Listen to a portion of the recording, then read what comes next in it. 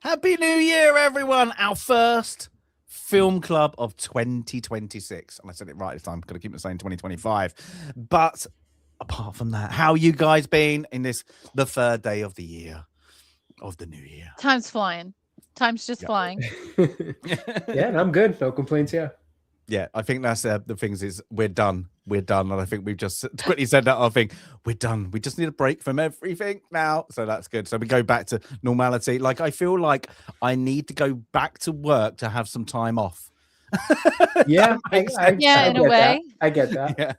Yeah. I'm like, oh my God, I get more stuff done when I'm actually at work. But chat, Happy New Year. So yeah, we got a one that is Sandy's wild card pick called Look Back in Anger. Now, before we do that, Sandy's got a little surprise what we mentioned last time. Me and Jay don't know what's in this, so it could be profanity. We never know. But we've got a... well, I don't know. Just look back at the first full year of Film Club. So 2025, I say we had... What, we started in June, July? I can't remember now. Of 2024. So this is the full year of 2025. Of course, a couple of skips out there, but Sandy, do you want to show us what you got? Yeah. Before we look back in anger, let's look back for fun to 2025. It was an entire year of Film Club, and what a year it was. So let's see if this works. It worked. No, it didn't. Oh my gosh. Hang on. Oh, technical. Definitely a technical difficulty. It's showing. Showing. We're live. It's fine. Yeah, I know we're live. It's showing the template, but not showing the actual film. Let me see if I can pull it up a different way really quickly. That's fine. Film Club 2025. See, we thought we did it the right way. We had added it, remove it, add it back again. All right, it's going to be a little. I'm guessing it's going to process again. We're going to have a little processing time. I wonder if I just share my screen. I think it'll work if I just share my screen. Yeah, that should do it too. That'll be even better. So let's try it that way, not to delay. Oh. I'm all excited now. We're like, there's been a delay. The suspense is building. Yeah, the suspense. Yeah, there we go. Hey, there we go. All right, okay. We're in business. Yeah, let's give it another try. Let's see if it works this time. Again, before we look back in anger, let's look back at 2025, and hopefully this will work this time. You should be seeing a screen now that says by the numbers and not the Canva PowerPoint template. So, what do we think we accomplished as a film club in 2025? Well, we accomplished a heck of a lot. We reviewed 47 films spanning 9 decades. That's kind of amazing. 5 of those films were Best Picture winners. So James and Jay, can you tick off those 5 Best Picture winners? Oh, how many of them can you get? No, I'm having a hard time remembering what was in Great Escape 25 versus. No, The Great Escape was not in 2025. Wasn't he? Oh, yeah. That's probably where I'm gonna have the toughest time is remembering what was. So I'll tell you what the first film. Did the Green Mile win it? The Green Mile did not win for Best Picture, but I'll help you out. So our first film was Sink the Bismarck, and our very second film, Casablanca. Okay. Oh, that's right. Ticks 2 of the boxes up there. It was a Best Picture winner and a black and white film. Mm-hmm. Now Now, one of those Best Picture Oh, winners. there's got to be some oldies in there, and then like a 70s one. There's one older-ish, and the other three are, I would say, relatively new-ish. No Country and Old Men was that was 2024. That's what I was thinking, but yeah, that was early on. So The Matrix. The Matrix did not win Best Picture. Nope. So The Sting. Go on. Oh yes. The Sting with Robert really? Redford. Yeah. Yeah. So from 1973. I said a 70s. Platoon. Oh yeah. Mm-hmm. Won Best Picture. One of my favorites in my top 5, Rocky, won for Best Picture, of course. See, these are early. This is why they're early in 2025. So it's like, Rocky celebrates 50 years in 2026. I can't believe how old 50 years in 2026 is. Amazing. And the last Best Picture winner is one that we probably talk a lot about. In fact, it was part of our longest film club ever. Lord of the Rings. The Return of the King. The Return of the King. Best Yeah. Picture. Yeah, that makes sense. Now, among the other black and white films, I mentioned 2 already, Sink the Bismarck and Casablanca. Any other black and white films we can remember? We had a few recent. Desert Fox. Nope, that was in 2024. We just had it recently. They referenced it, actually, Me, Myself, and Irene, but the name of it is slipping my mind right now. I can't remember the name of it. Oh my God. This is terrible. Yes, Sergeant York. Yes. Wow, I can't believe I forgot that. You guys, my memory's not my strong suit. We have a young child at home. My memory is not the sharpest these days. The other one, so then the other more recent one that we reviewed was filmed in black and white, but in the era of color pictures, and that was Dr. Strangelove. Oh, yes. Yeah. And then an oldie, The Seventh Seal, which also is one of the 2 foreign films that we reviewed, The Seventh Seal and I think I remember the other one. No, Brotherhood of the Wolf. Oh, wait Brotherhood a minute. Of the Wolf, yes. I didn't put Akira down because I put Akira in. Oh, darn. I got to remember to put things in multiple categories. So you done it, yeah. So it was. Yeah, you got me there because I had Akira in the animation category. But obviously, it's also a foreign film. And we had one more animated film besides Akira. What was our other animated film? A Bug's Life. A Bug's Life. Yep. Okay. I remember that one. You guys struggled through that. You got there. We got there. Now, we all agreed, and we all agree that we are quite sparing with the high scores. The 8s, the 9s, we've been incredibly stingy with those. But for the ones that we've given 9s, I think we've all given very high scores for. But there is one film, when I do the average rating for all the films, there's only one film that averages above a 9. In fact, it's the only film above an 8.5. And we reviewed them all as one. The Lord of the Rings trilogy, our average score was a 9.2 on this. On the other side of the spectrum, however, we also all agree. We also all agree that life is too short to watch bad films. And even when we're reviewing film that is not, it's not our thing, it's not our cup of tea, we tend to still recommend even the not so great films. But this one we did not recommend. And our average score by far, our next lowest score. But that was, I think that was my I hate it movie. So that's probably, I hate it movie. So it's actually hold it. Can I ask one question though? What score would you give the book if that's a 2.3? Because you said the book was worse. I can't. Yeah, it's a 1.5. The book is a 1.5 because the book was as odd as this sounds and as terrible as the film was. Had I not read the book, I may have rated the film even lower. But because I suffered through this book and I finished it, and some of my friends were like, "Oh, now you have to read them all. You've read the one." I'm like, "Are you insane?" Like, well, I read one and I had to read them all. Garbage. No, I don't. Life is too short. Life is way too short to suffer through these films. Now, what about 2025 itself? What did we accomplish for 2025 in film? Well, I think we all agree there was not much in film in 2025.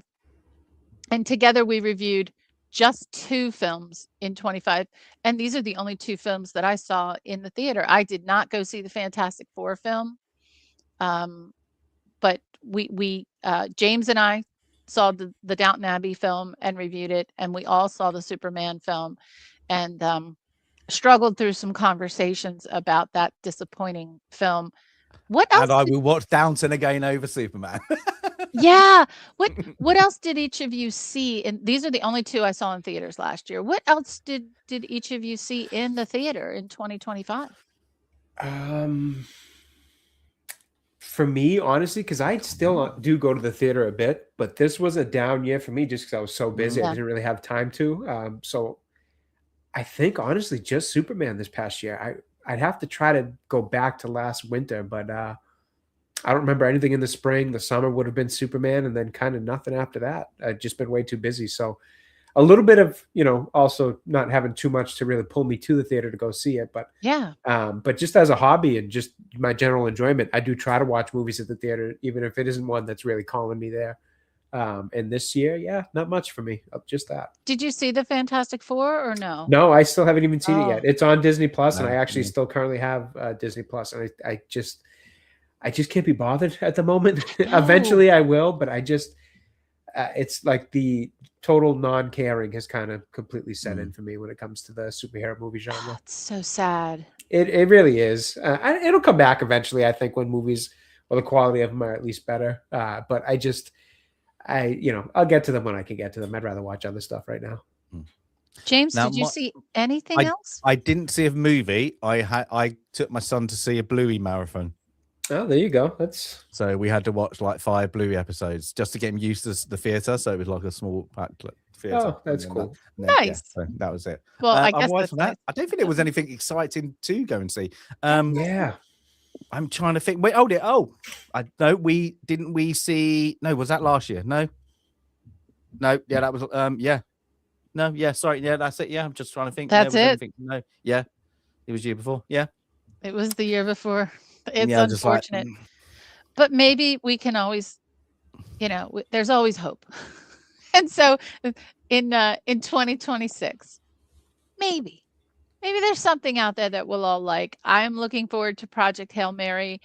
I've kind of scanned through a few other lists. Nothing's really grabbing my attention around any of the genre that we quote geeks and nerds tend to like. Anything for either of you that you're looking forward to this year? The only thing I'm going to do, but I don't think it is. I think it's going to be a train wreck. Is the Odyssey? I'm not looking forward to it. I just want to see how bad it's going to be. I'm going to do it for I can't see how they're going to do it in one film.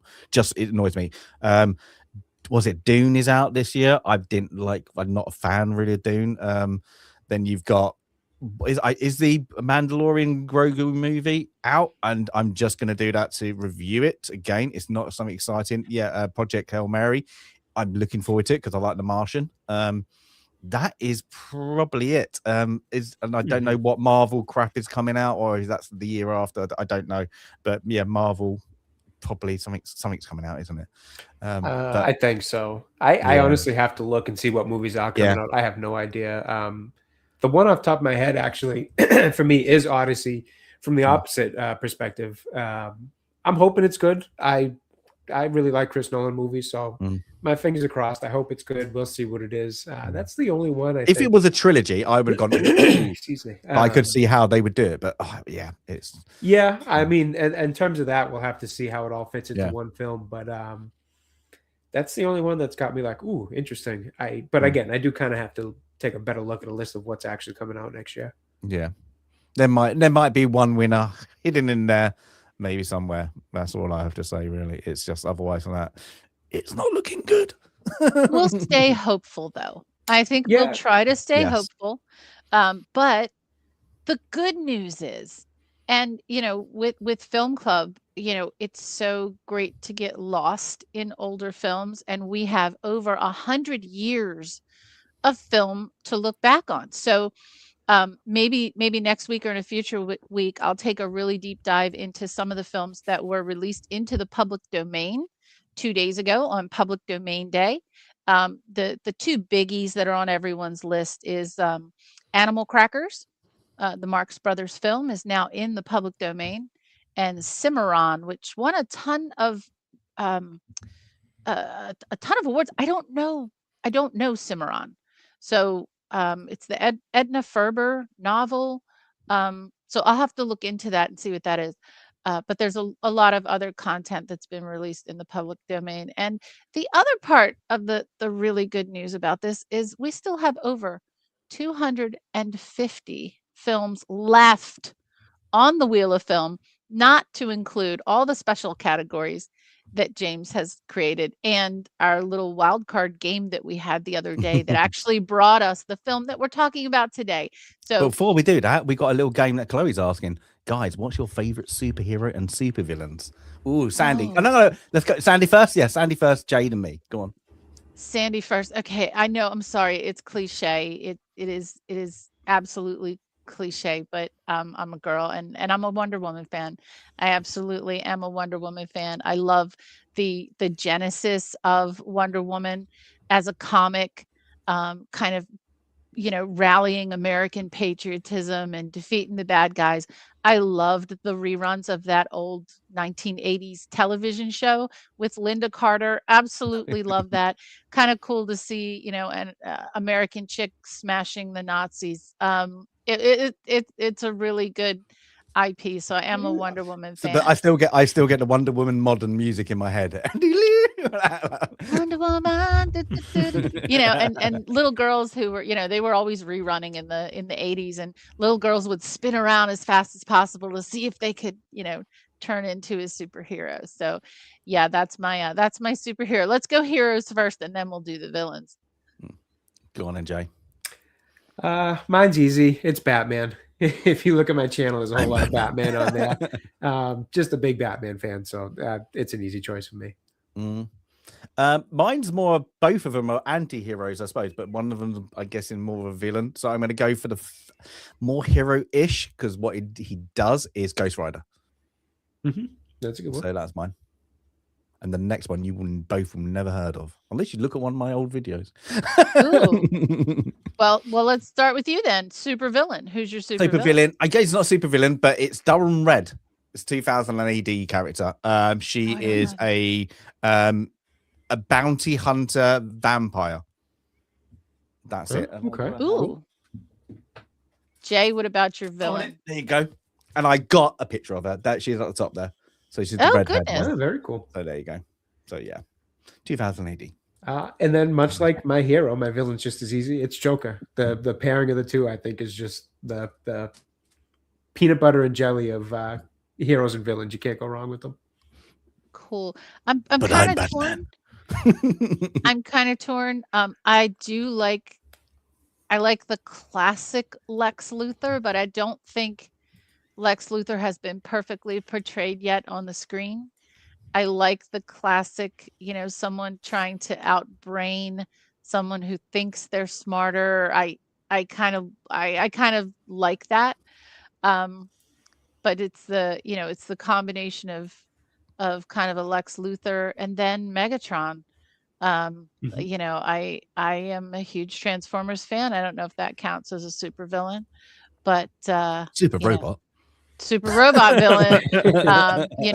I'm an Optimus Prime and Wonder Woman. Optimus Prime would be really close to Wonder Woman.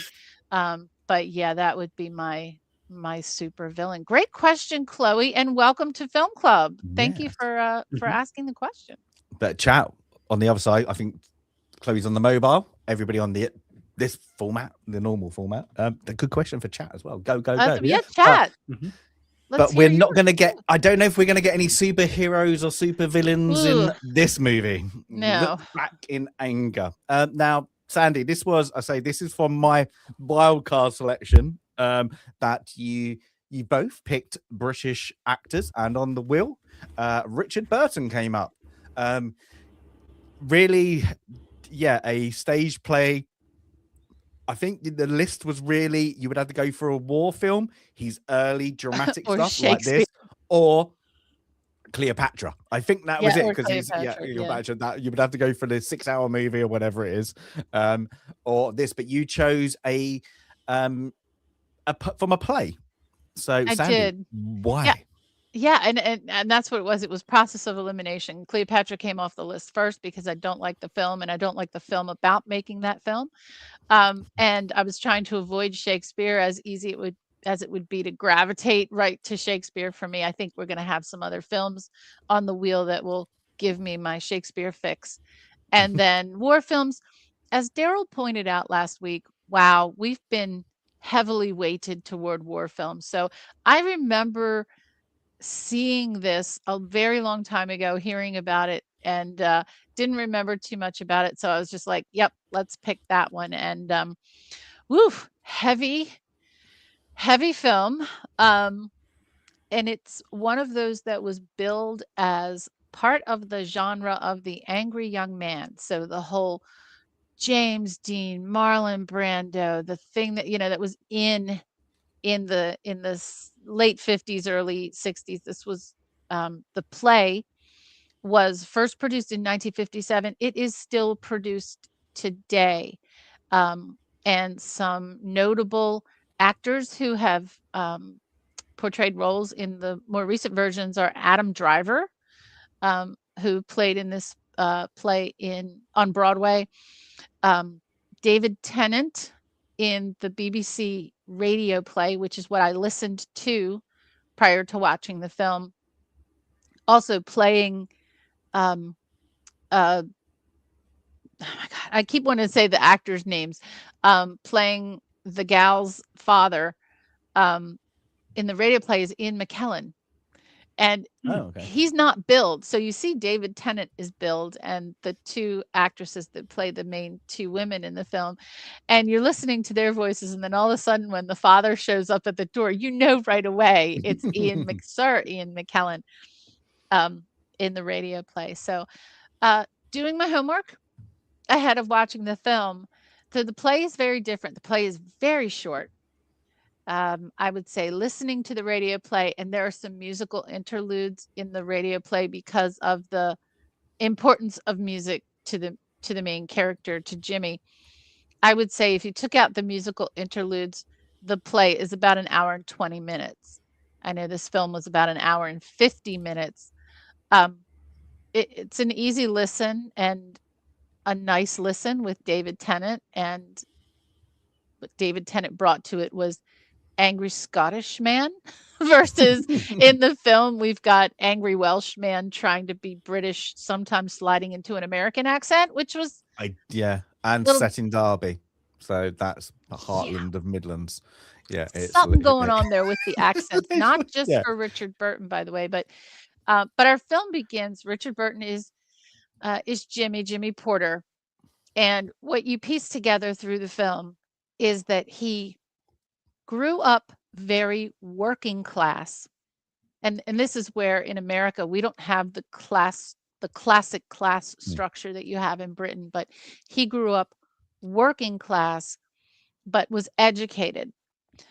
He's very into culture and literature and music and trying to better himself, but has not let go of his working class roots.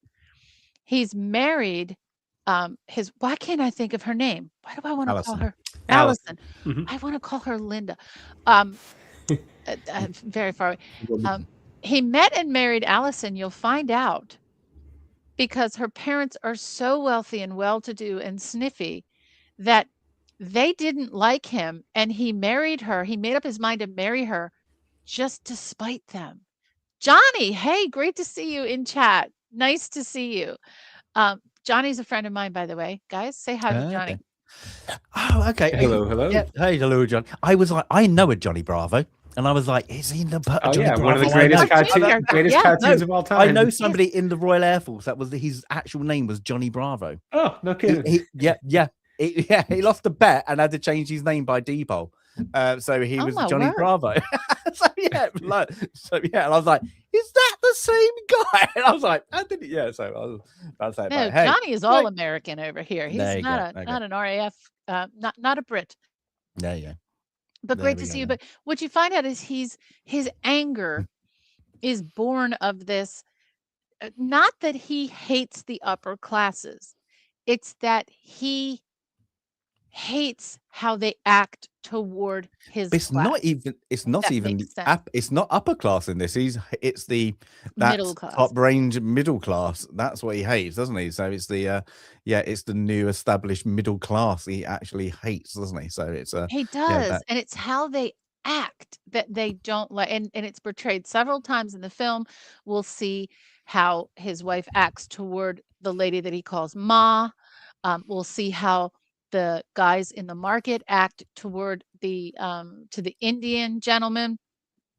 This is what sets him off, constantly. And yeah, Daryl, right away, we really do see Richard Burton is, he definitely looks older than he is, but he is also too old for this role.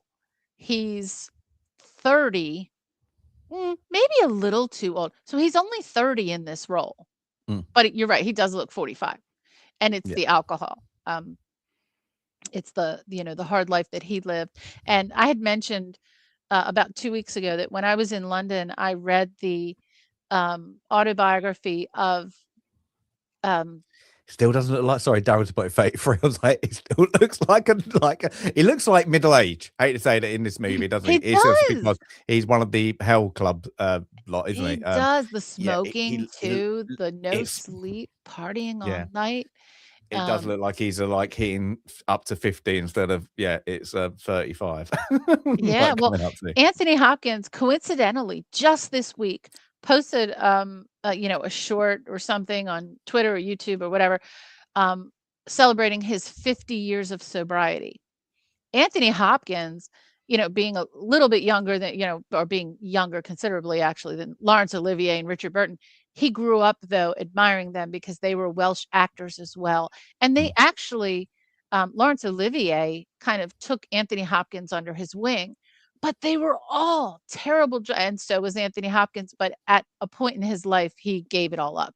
And it was the point in his life where he had been to a few places and not known how he got home, or gotten beaten up, didn't know what happened, those sort of things happen. And then you decide to stop. So it was just coincidental, but he, there, but for the grace of God, he would have been just like, his quote heroes growing up. But he's got this anger. He's educated. So, he's tried to get out. He's pulled back. He's a man of literature. He's a man of music. He is a musician. He's one might say a failed musician.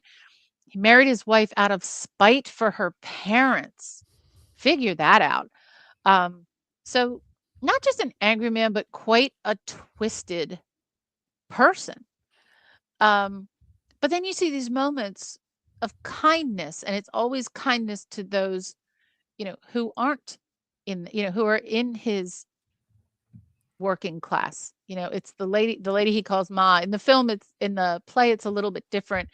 It's very clear that she's the mother of his best friend growing up.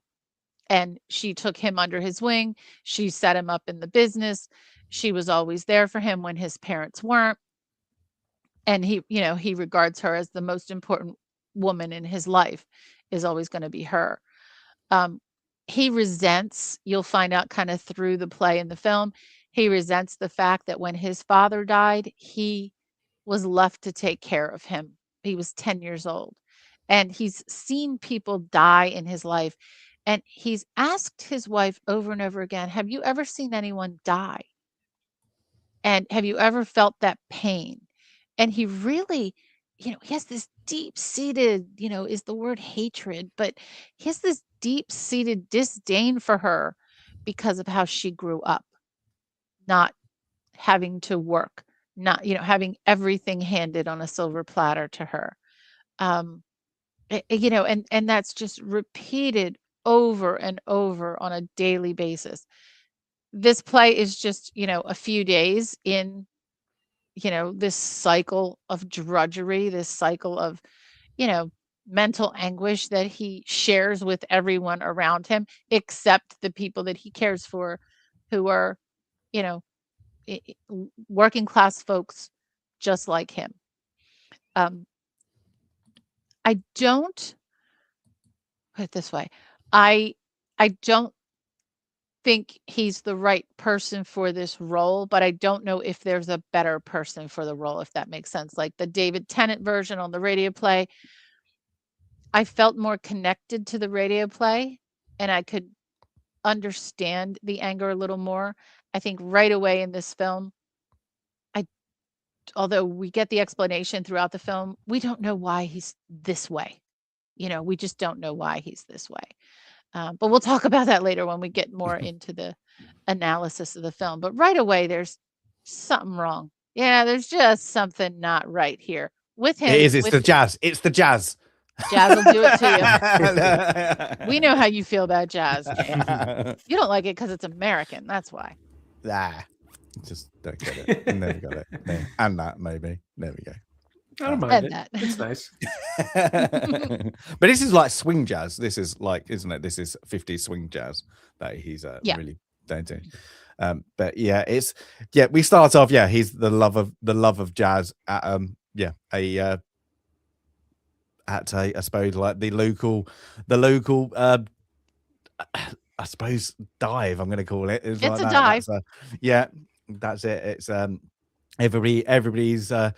It's their weekend is the same place every weekend to have their stout definitely that day and they try and pick up a local lassie and then do the cycle all again. And this is you can see Cliff there. He's I'm guessing best friend and roommate, I suppose you want to call it. That's it. And he has a good old time. He's plays with the band, but he leaves early. Cliff has got somebody under his arm, and he goes back. Now, I left it there. I don't think you can see it on there. That's National Health Service. No, below it's gentlemen's this way, ladies. They got a different entrance. Oh, interesting. Yeah, and it was because ladies needed to in polite society weren't their doings.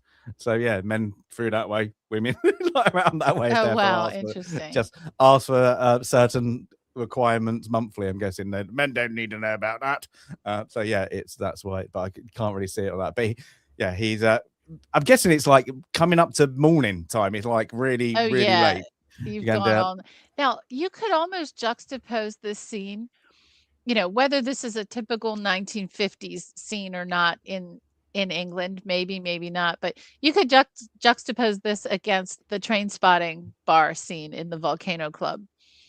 And the music's different, the fashion's different, but the point is the same. Get drunk and get a gal, that's kind of the same thing, on a Friday night, get out, go just listen to your music, lose yourself. Oh, same as Saturday Night Fever too. And Saturday Night Fever too. Theme. That's true. Yeah, this would be supposedly I've been to Derby. It's one of those. I'm guessing this is situated just outside Derby, and those kind of towns would be at this period as definitely and sometimes possibly when I went it did feel that way. It's just you go in your pub, that's your pub or bar, and then you go to your discotheque, and then you do the cycle all again in the same place, and everybody knows your name. It's literally it's the revolving door syndrome, I suppose, in this one. But how annoying is it when he starts playing literally 3 o'clock in the morning? And he doesn't care. And that's the thing, he just doesn't care. He's not, and he doesn't look like he's not that drunk. They can't play it, so he's just he really doesn't care, and nobody shouts at him. And I'm guessing that's why I was like, in the Midlands, definitely you would have got somebody shouting. They're throwing a bottle at him. They're gonna throw bottles. It's gonna be something said. They're not gonna take that. There, somebody's trumpeting away through the middle of the street at o'clock in the morning. That's it. But he gets quickly gets back, and then we see Alison asleep, his wife. We quickly pick up on the rings, so we know they're a couple, and he's come back a little bit inebriated, and the first thing he kind of does is he notices a letter. Not that his wife is asleep, and he's annoyed at this open purse with a letter hanging out, and he goes rummaging kind of quickly through it, and we don't have any words really. We just have him just annoyance about this whatever is in this letter. And then of in the course play you get more like it's the whole, he wants her so disconnected from her parents. He wants her disconnected from everything except him. And so the fact that she writes letters to her mom and her mom writes letters back to her really ticks him off.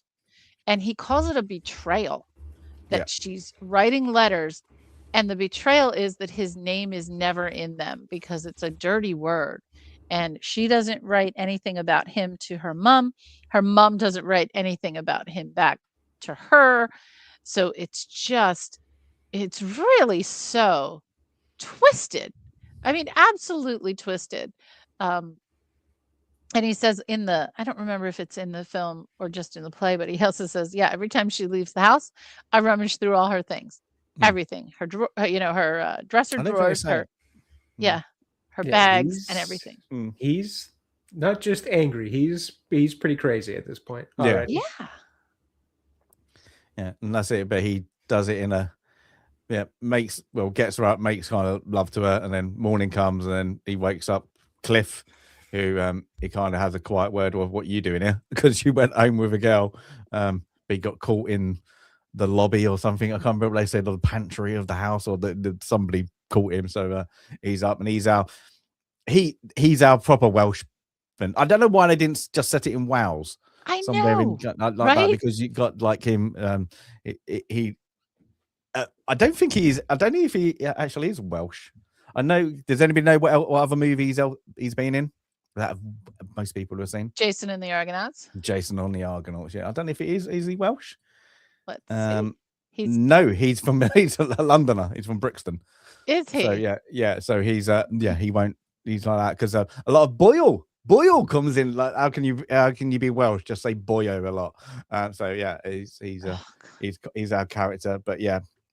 Then of course Alison wakes up, and then she's nervous that she knows he's noticed the letter, so he's moved it.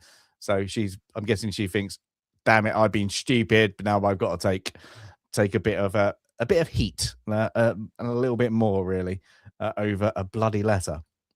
And then of course we sit down to a nice, it seems a bit pleasant, this bit. It's just reading the morning newspaper. Cliff's there. They're all doing it, having a civil-ish conversation, and then he just literally the stare he just gives waiting for Alison to like tell him, about the letter. Yeah, she knows that he knows it, and he just gives this. Just doesn't say anything. I'm just gonna pitch the stare evil at you. Why? Because I'm an arsehole, and that's really it. He's just angry little man really at this point.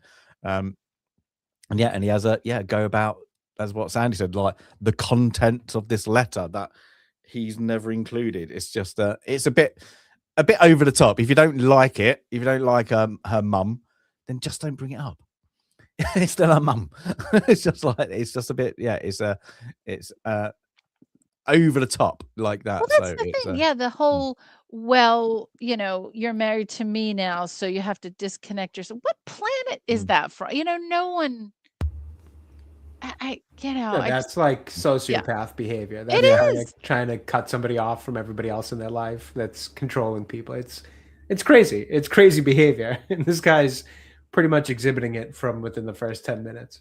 Well, that's it, because you get from the church. Everybody got his Sunday, so everybody's going to church. The church are ringing, and he goes mad out the window of bloody stop those bells. Absolutely, goes absolutely mad. And again, it's not because he's hungover and he's got a headache. He's just angered by it. He's just angered by the thought of everybody's doing going on Sunday to this, I don't know, conformity of church. He hates it. It's again just anger for anger sakes. Yeah. And then of course we get him. Then of course he's a bully. He's literally this bit. He's bullying Alison. She's there's no love lost really between them. It's like the bits you see of intimacy at the start is all probably lust. They probably still fancy each other. but there's no love there at the moment. It's he's a big old bully really to her, while she's just trying to get on with her chores of doing some ironing. Oh my God, the ironing in 1950s movies. I just, I guess we don't appreciate the hours and hours that our grandmothers spent at the ironing boards. And thank goodness for, drip dry and wash and wear clothing today, because I pulled out the iron one time during the holidays, and that was to iron the tablecloth on the table for dinner. That's it. I don't. But you have to wait to get hot. Yep. Spray. Wait to get hot. Spray. That's it. Yep. But this, his.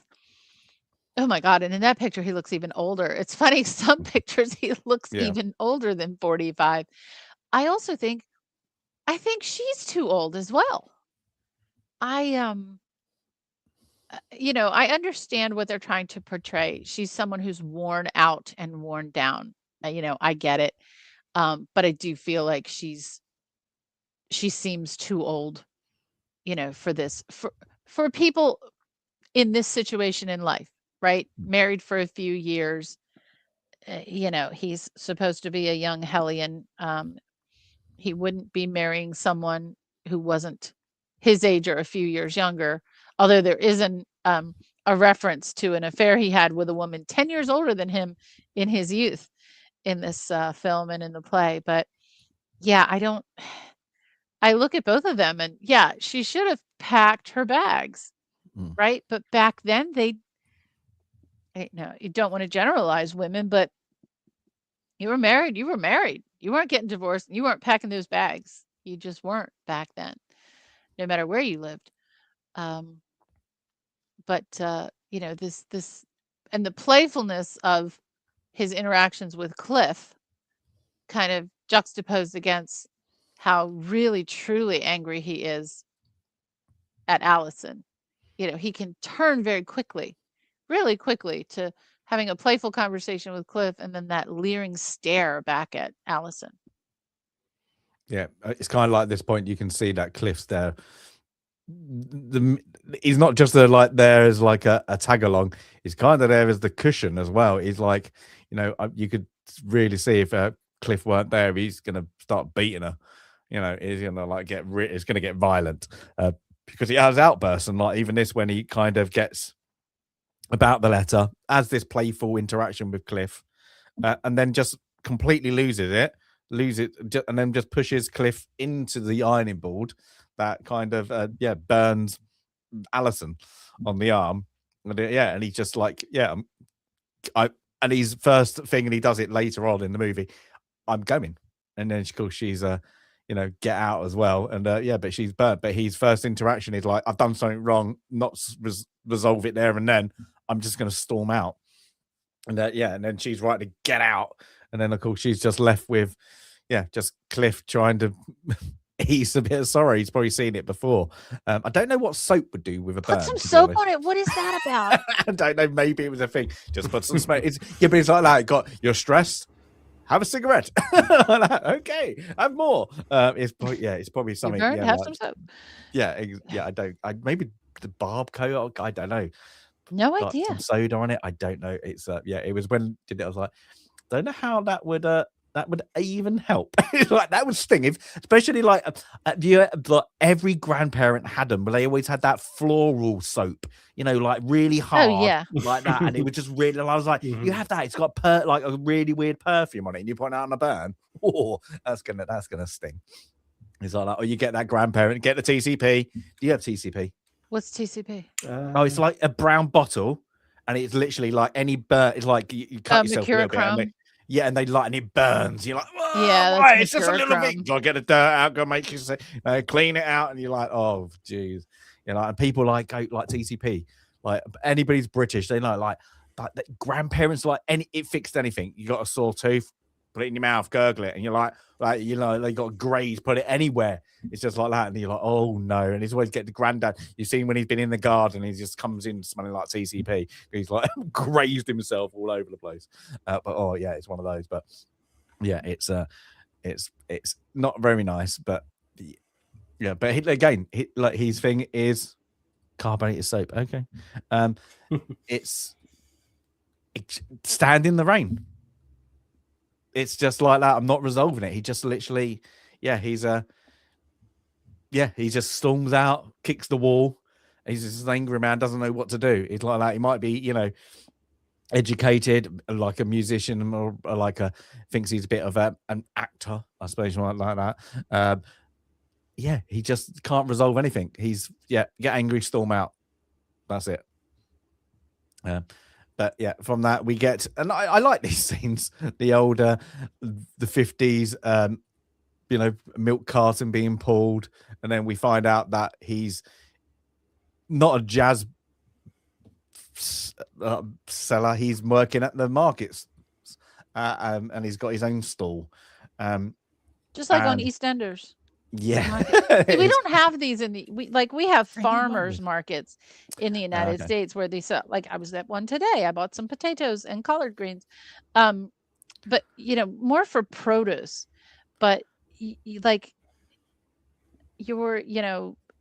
England you have these these village markets, these local markets with everything. In every town. They're in every town. You get like the fruit and veg man and the meat man. And you get like, and everything. You get the people used to be back like selling DVDs or cutlery, watches, and it would be everything. It'd just be all these stalls, just something would be sold there. But I'm gonna end that. What did he sell? What did he run? I think everybody got it right. He was a sweet stall. Sweets, or candy, as you guys like to call it. And so he's getting ready, and now the next actor that I'm going to show has entered the free. He has. Very good. Donald Pleasant. Halloween. Jake, name the other two men. Still got it. Halloween. Was it the guy from Halloween? And the next one. I forget what the other one he was in was. We already mentioned it earlier. Yeah. Oh God, my memory really is terrible. I already forgot what we mentioned earlier. He's in The Great Escape. Oh, that's right. He's the gentleman who goes blind, right? That's right. He's the only, so he's joined into the second tier. There's only one person in front, Thomas Hanks. Thomas Hanks. I know him as Thomas. Now in the 4 club, I had to change the color coding on our list because we didn't have any. Purple is 3, green is 2, so orange is now 4. So Tom Hanks is the only one who's highlighted in orange. There we go. But yes, he's the market inspector. And he has a go about the food. It has to be 18 inches off the floor minimum, and they're like, but we've just started delivering it. So again, he's just a bit happy, but he kind of he sticks up for anybody around him really at this point. He realizes as well, he's got the knack of being a bit of a street vendor, let's call that. But Sandy, this little kid, orders, he's bought some jelly babies. You don't know what jelly baby is. It like a gummy bear? What's a jelly baby? Oh, kind of. You got probably like that much, like that little bear that is made of it looks like a baby but really plump. It's got like a very soft, chewy gelatine in the middle, and then I suppose like a chewy jello in the middle, and then it's like a sugar coat, like a floury sugar coating outside, and you have them all those. And have all different fruits. So no, so we don't have jelly babies. It's one of my favorite because I love gelatin. So it's one of my favorite. Having a jelly babies are great. So it's a thing. So, but I didn't like. Do they still sell them? They sell them. Yeah, they can look like little boxes. I have to look for those on my next trip. I don't know what a jelly baby is. I know what a jelly Bassets. is. I think they're Bassets. I think they're still. So I think they're that. And but you get other ones. They make smaller ones like a Haribo, bake them as well. So just like if you like gelatin. But they come in all different. All the fruits that you can think of are all on there. So I'm guessing for kids that. I love it because when he does it, it's like, of course, now we get bags, and of course, you probably as a kid you can go up there and have one. I'm paying for one, like that. So I do like this. Kid made me laugh, and he's like, "Oh, wow, Mister," it's quite funny. But he's good. And then of course we get our next bit is she's visiting the doctor GP for her burn, and he also mentions about her pregnancy. So now we know it's the pregnancy, and she quickly asks what is against the law. I'm guessing at this point in time, I'm not sure about that. I'm guessing it is there is how is there anything to do? Is it too late? And of course, she's on about an abortion. I'm guessing at this point, just this time period, it definitely would have been illegal. It would have been something very back alley, not very safe and very dangerous to not just the baby, the baby's going to happen, but a woman as well. Absolutely. It's going to be it's going to so but the that's when he says, don't ask me that question again, and don't even think about doing anything yourself. Like, well, he said, like, I forget I heard that, didn't he? So yeah, but of course now we know very quickly, like, well, Jimmy doesn't know. She's keeping this little secret, so she must be like, she's not showing, so maybe a month, maybe, minimum is like that, because well, even later we don't really see a bump, but it's you would expect, maybe a month, maybe she's just found out or something. I'm not too sure, but we get again back to Jimmy. Life on a market stall isn't great, and he's hungry. So but lucky enough, who he calls Ma comes in, this very friendly, lovable lady, and you can see he's very happy to see her. It's the first time you really see a joyful look on his face. Completely, yeah. And he's like, let's where we're gonna go, and quite often you go to eat in the pub. Well, this is someone not only someone he loves, but someone you could tell he has so much respect for her, affection as well, and affect. Yeah, I mean, it's just, and you have to think. What I think is he respects people who've earned their way.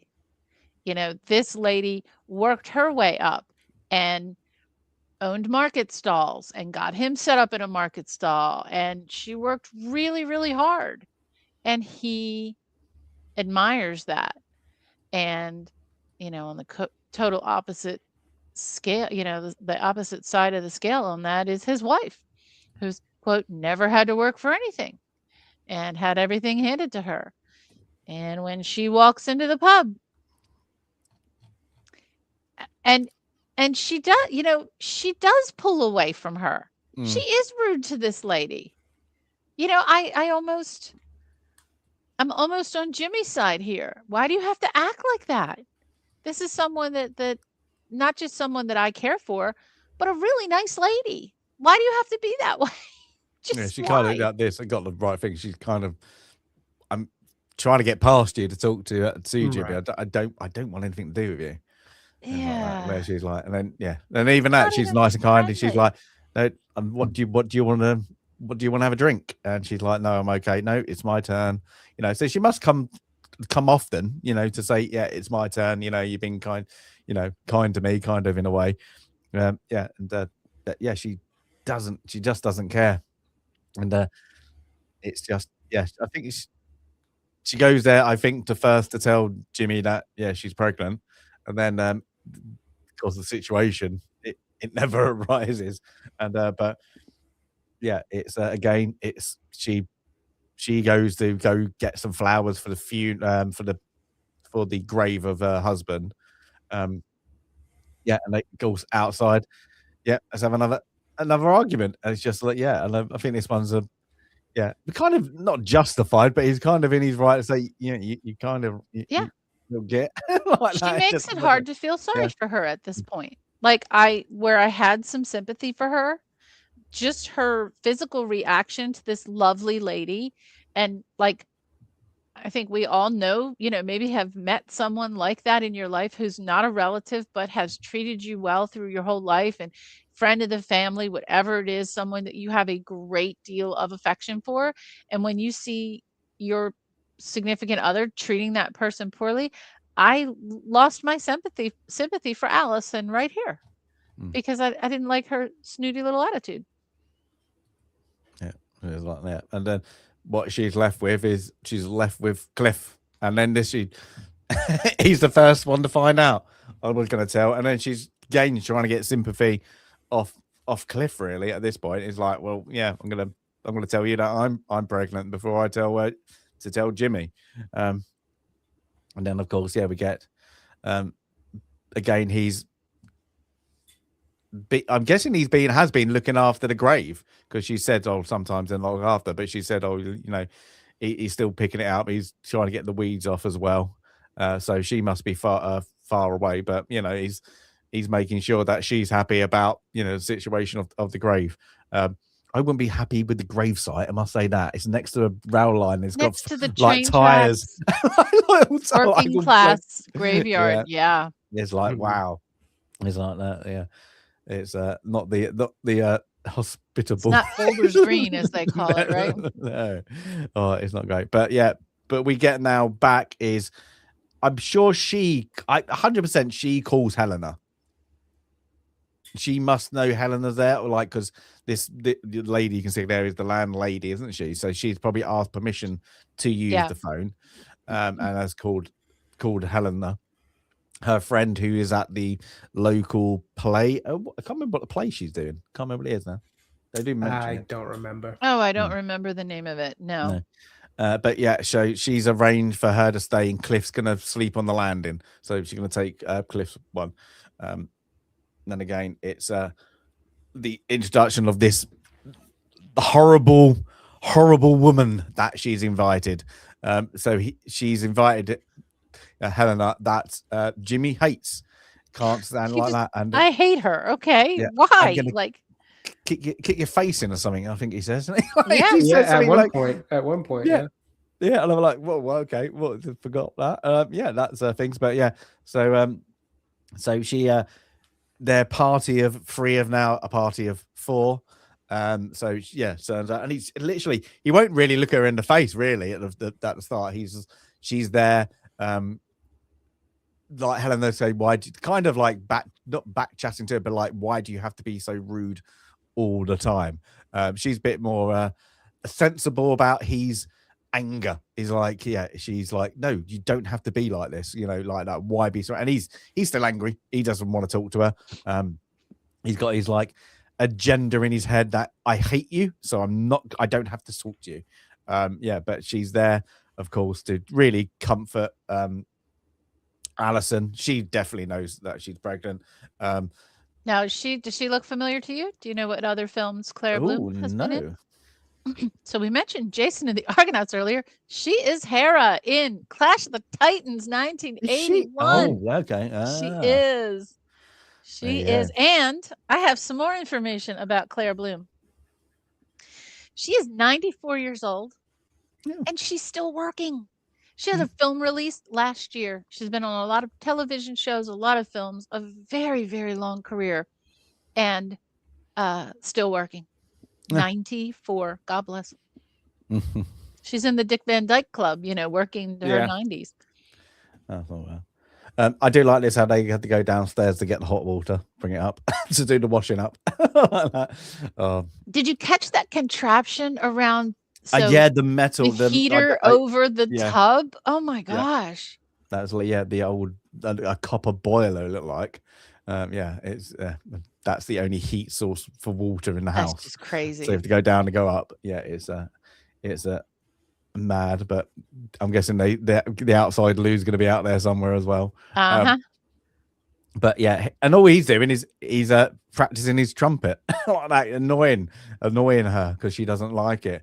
And then this is where he does the quote. Sorry, of people don't like jazz, don't like don't like music or people. Rubbish. Like that. So yeah, she can take it. She can take as all the crap off him, and she's got a bit of wit to just go, you know what, he just goes straight over my shoulders. About how mean he is. But again, we get back the next weekend, I'm guessing they're back at the same place. And yeah, he's just angry, and I'm guessing this is why he probably hasn't been invited to be in part of the band, because he brings his trumpet and he's always on the outside, so he's not part of the band. But he does now and again. rifle a tune off. He probably doesn't work well with others. Yeah. Key element of being part of a team or a band is the working well with others part. I have a feeling he's got a problem with that. Mm-hmm. And by the way, in the BBC radio audio play that David Tennant is in, whoever's playing the trumpet, you can tell the pieces where they're purposely playing very well and it's a pleasure to listen to, and then when they're playing these pieces where he's trying to be annoying, it's terrible. And there's definitely, when you're not looking, at a film and it's just audio, you can definitely tell the difference between his angry playing and the good playing. The good playing is really, really good and enjoyable. But yeah, from more anger, we have just to say she's really there just as a support network. But this is her first day of her play, so she got she's got the breakfast ready. She's like, well, I've got to be up early, so I've made everybody boiled eggs and soldiers, as we call them. And not a thank you. She's made the tea. Everybody's up. It's overdone. And it's like that. So he again, not thank you. If somebody makes you breakfast and you just keep your mouth shut, thank you. I made a hard-boiled egg. I'm fine with that. I don't need to be dipping my toast. I'm fine. Yeah. So again, just the anger in him of she's looking. You can't do anything right. What's the point? What's the point of you being here? But yeah, everybody's now back to work. Where we get introduced to the stall next to Jimmy's now been leased out to, I can't remember, Mr. Kapoor. Yeah, Kapoor. Who is from India. So this is when was this written? 1957. So 57. So yeah, you got so you got 10 years of immigration, probably from India, then of course Pakistan, and what would be Bangladesh. And for some reason, most of them went to the Midlands. Don't know why.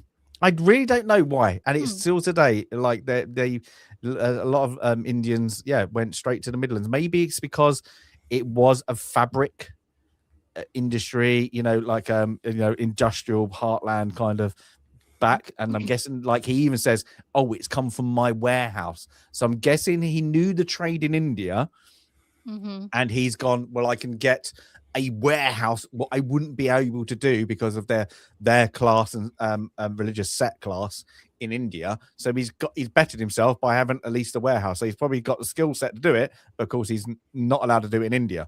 But he's got cheap. He's selling men's shirts, what they all kind of like, except for, of course, the market inspector, who his name is Hurst. Hurst, is it? Yeah. He's just you're different to us. You must be doing that. He's like, I think he even makes out like he's nicked them, doesn't he? Like they've stolen, aren't they, or something? How can you afford stuff like this? To be sold, because and it's But again, it's before we get like that, it's Jimmy who kind of sticks up for him, doesn't he? So he's like, he likes the downtrodden. He likes the people beneath him as well. But yeah, and again, I like, this is society today, and I wouldn't understand this. A lot of them is the woman comes up, I need some money, like that. She isn't working, so like that. And most women would have been stayed at home or would draw a pension from their deceased husband or something like that. But yeah, it's can I have some money to do some shopping? And he's not just, oh, here you go, what do you need? It's why. What for? He's even aggressive of her asking for, just shopping money. I just need some shopping money. So yeah, and it's not even. It's like that Hearst has got his back up. So he's, well, I can't take it out on him because he can revoke my license. So I'm gonna kind of, here's my punching bag. I can quickly have a go at you. It's just unneeded. It's just that disdain he's got for her, asking me for money, but yeah, we get that, and then we get the first, she's going off as well to see Helena, and he's asked about, I think this is like absolutely horrid what he kind of does. So this is, of course, they're rehearsing the play. Terrible. And yeah, he's in the wings. He's starting to kind of make rumblings in the wings where Alison's kind of telling him to shush. But Cliff is playing along with him, so he's kind of like, well, Cliff is kind of a sheep, let's say that. He follows the herd, let's say that, at the start of it. But yeah, he it finishes the rehearsal, and he runs on stage to do this comedy act with Cliff about Mr. Nobody, who he did earlier before. And of course, even that, and he makes it like embarrassing for her. More to the point, he's kind of wanting her to get sacked. I think, lose her job, because it's like he says, "Oh, she promised us. I'm her landlord, and he promised us an audition." He's really nasty about it, and I want my money. We need that. I'm like completely telling falsehoods while she's trying to scamp her out. So she gets out. He some choice words. She goes to strike him, and he forcefully grabs her hand, and he's just, again, it's just anger. Again, it's just like that. You can't. Again, it's the control. What you both said. It's you're mine. She's in the way. She could have a little bit of control. I don't want. Again, it's kind of like, I don't want her twisting words. Or little whispers. Of how bad I am or how good it is out there. Because at the moment, Helena, she's a wannabe actress or coming up actress, but she's free. She's free and single and do what she wants. So he doesn't want Alison to see that kind of that life. He's the controlling, and even Cliff doesn't even isn't there to really tell. Would be a friend and say, you need to go back home. So that doesn't even happen. But again, it's another morning, and it's like the cycle. It's forever ending, like this cycle of torment that she has to go through. Again, it's just the evil stares that Richard Burton does. He's good at that. Give him that. He's got a good stare on him. Yeah. But it's they're back and forth again. It's just the same, day out, day in. Just to wake up of like this hurtful, angry man just kind of taking it out on her. But again, he just now, it's to the point where at this point she's I've had enough. I'm going to pack my bags, isn't it? So they finally decided, I'm going home. I'm gonna go home. I'm packing my bags. Well, before that, there's the one scene where she's gonna go to church with Helen. This is leading up to it, yes, isn't it? And she's like, oh yes, before, yes. Sorry, Missed it. Sorry. You're doing what? You're going to church? Like, well, no, this is before, and the phone rings, doesn't it? So that's right, this visceral reaction to going to church. And so that's her game. That's what she's doing to you. She's taking her to church. My gosh. Like, and you don't really understand. You can kind of, again, start to piece together why he, has this disdain for the upper classes and the middle class and whatever. But what does he have against church? And maybe it's going back to when his father died and he was left to take care of him. So he's angry at God as well. But you don't really know that. But he just says, like, this is, was it a struggle to get out to there? You don't know what he did. He said something really blasé. It could be anything. I thought maybe it had to do with her family. Like maybe her family were very religious churchgoers or something. And he ties it to like the mother or something. Because there's some emphasis on what the mother must have done to her, what he perceives the mother to have done to her in her life, that he's constantly like, because even when she mentions something later on, or maybe we've gone over it, where she's like, oh, you didn't have to take me away from all my family or something like that. Or you took me away from, my family. He mentioned something like, oh, but it took you away from your mother as well. So like, there's some emphasis he has on mummy. I think he actually calls her. There's some emphasis he has on his hatred for her. amongst the other many hatreds he has in his life.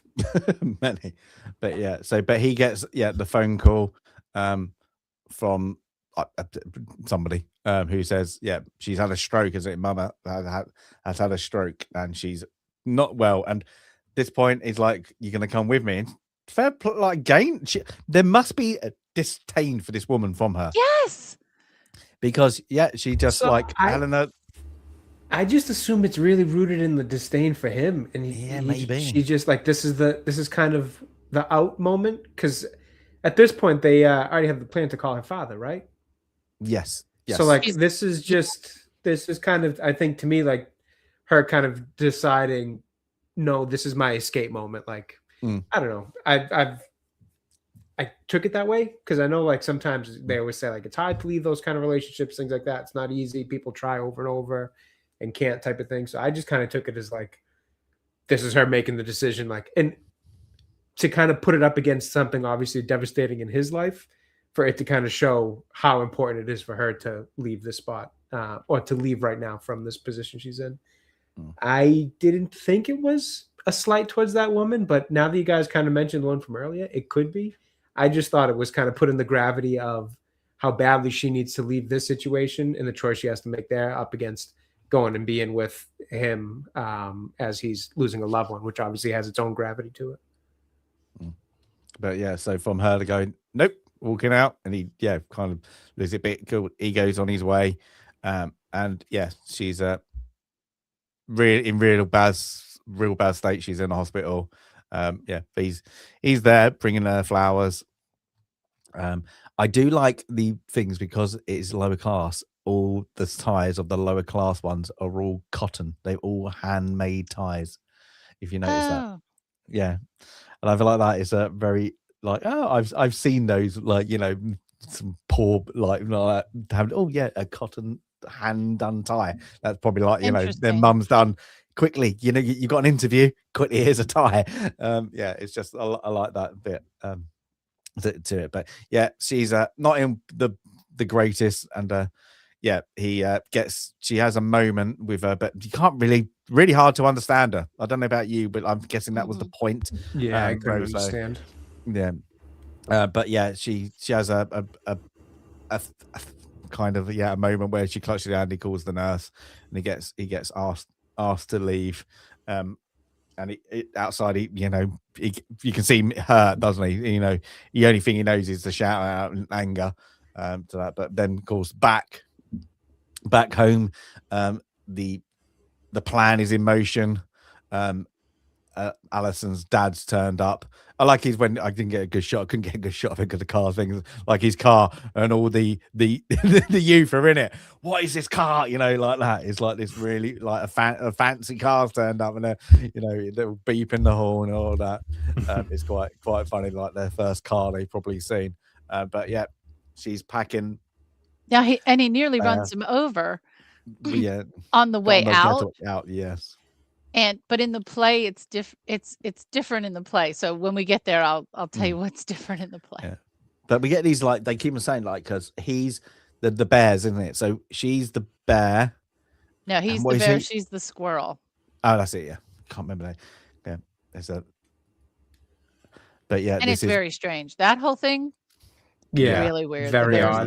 Very odd. I'm guessing that's for a play. It works on stage, not on TV. But this is where Cliff is. Oh, you going? Yep. And I like this because like this is. I do like Cliff's moment because he gets. How are you going to say goodbye? Here's a letter. You're going to give him a note. And I'm going to give him a letter. And I like his moment. So she's off, and of course this is the car near enough hits him, and he shouts down, and this is where Alison went, oh, that was Jimmy, because they have a go. He's like, oh, he just walked down the street. In the play, he knows it's them. Okay. In the play, he says, oh, great, my wife in the driver's my wife's husband driving and my wife next to him, or something to that, but he knows it's them in the play. Okay. And I like that. And then, of course, whilst this is happening, Helena turns up, and I like it. And like Cliff, he's first. you're telling her, you're telling him, like I'm off, and he's like, he knows what I'm not going to be able to control this, so he passes the buck on to Helena to tell the bad news. Lucky enough, she's got a bit more smarts than to go, here's a letter. She leaves it on the mantelpiece. But I do like Cliff's reaction. He's like, even that, he's like, Cliff. And he's like, I'm not hearing a bloody thing. He's off down the pub. That's it. But yeah, he comes in and he's I don't give a crap. Like that. He's like, yes. I think he just throws it down, doesn't he? He goes, she doesn't understand. Yeah, doesn't understand what I've been through. She's done this, he references the death moment, doesn't he? Like she doesn't understand death, and I've seen death, and I've had to see it this afternoon. So I'm guessing as if he's like the only person on Earth also that's experienced that. Like, shut up, dude. That's super immature about him. All these things that he's feeling. It's all about him. Classic narcissist. Yeah. But yeah, this is now. So this is where Helena kind of sticks on, like, she tells him that kind of like, you're not the only one, and then this is where she's left. And I think this is where she announces, do you know she was pregnant? And he's like, I don't care. And he says something like really harsh, doesn't he? Like, the baby die or something like that. She'd like a life inside would die. She doesn't understand. It's like really like dramatic, over the top. Like, you think I care? I don't care. And then I think you could see it coming. So she smacks him.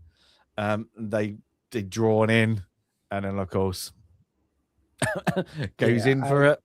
I didn't understand this. These people all suck. They all suck. Either. Every last one of them. I think the first time I could see they're all coming, just terrible. They suck.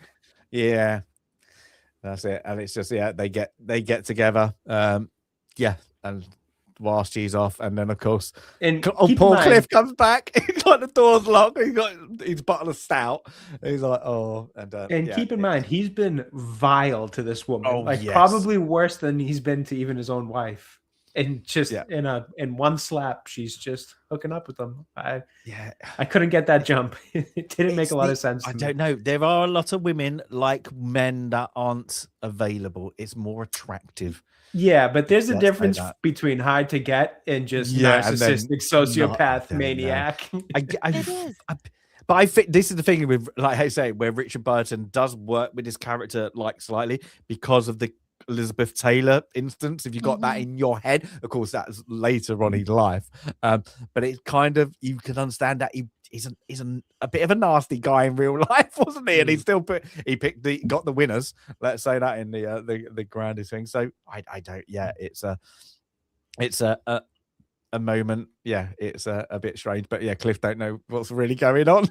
I don't like that. He's just like, boil. Off he goes. Something around like, and I guess it comes through a little bit more in the play. It's something around the artist part. Like, he's an artist, she's an actress. So this artist temperament, this hot passion that they have, I agree, it doesn't work at all. It does not make any sense whatsoever, except for the fact that they are all horrible people. It's kind of like, again, when we were talking about Trainspotting and Saturday Night Fever. These are horrible people. Oh, Cliff's all right. I don't know. Right. Cliff's got his own issues too. He's kind of spineless. He's standing by, right? I think he's just a bit. They come across, he's just a bit, don't know what to do with his life. He's definitely not as much of an asshole as Jimmy is, but it doesn't mean I like him all that much either. He's kind of spineless too. Yeah. No, you're right. At certain points, you would think, just step in and be a man and tell him, just something like, dude, you got to chill, man. You can't talk to her like that. Like, just one of those at some point. But you can tell he's not. I think later on we find out he kind of gets that he's not really a friend, are you? But even that, we get the next day, or a week, or when I'm guessing it's very soon after, is Ma's burial. Not many people turned up, so I think there's like 2 other people are there. And again, it's all about me. It's and even when he goes to see Helena, she's finished at the night, and he's just there waiting. So now you kind of know they're a thing, because she I'd say attack. She knows how to work him better than Alison. That's the only thing, because she knows when to listen and when to speak, and she seems to calm him down properly. So when he starts, she seems to be able to control that anger, because the anger's still there, but she does a good job of knowing, I'm not going to say anything, whereas Alison would, and then, I suppose wind him up even more accidentally, where she knows when to keep quiet and then when to butt in and like be a bit more playful, a bit joking. Because you can see that we're copying the scene at the start of the movie.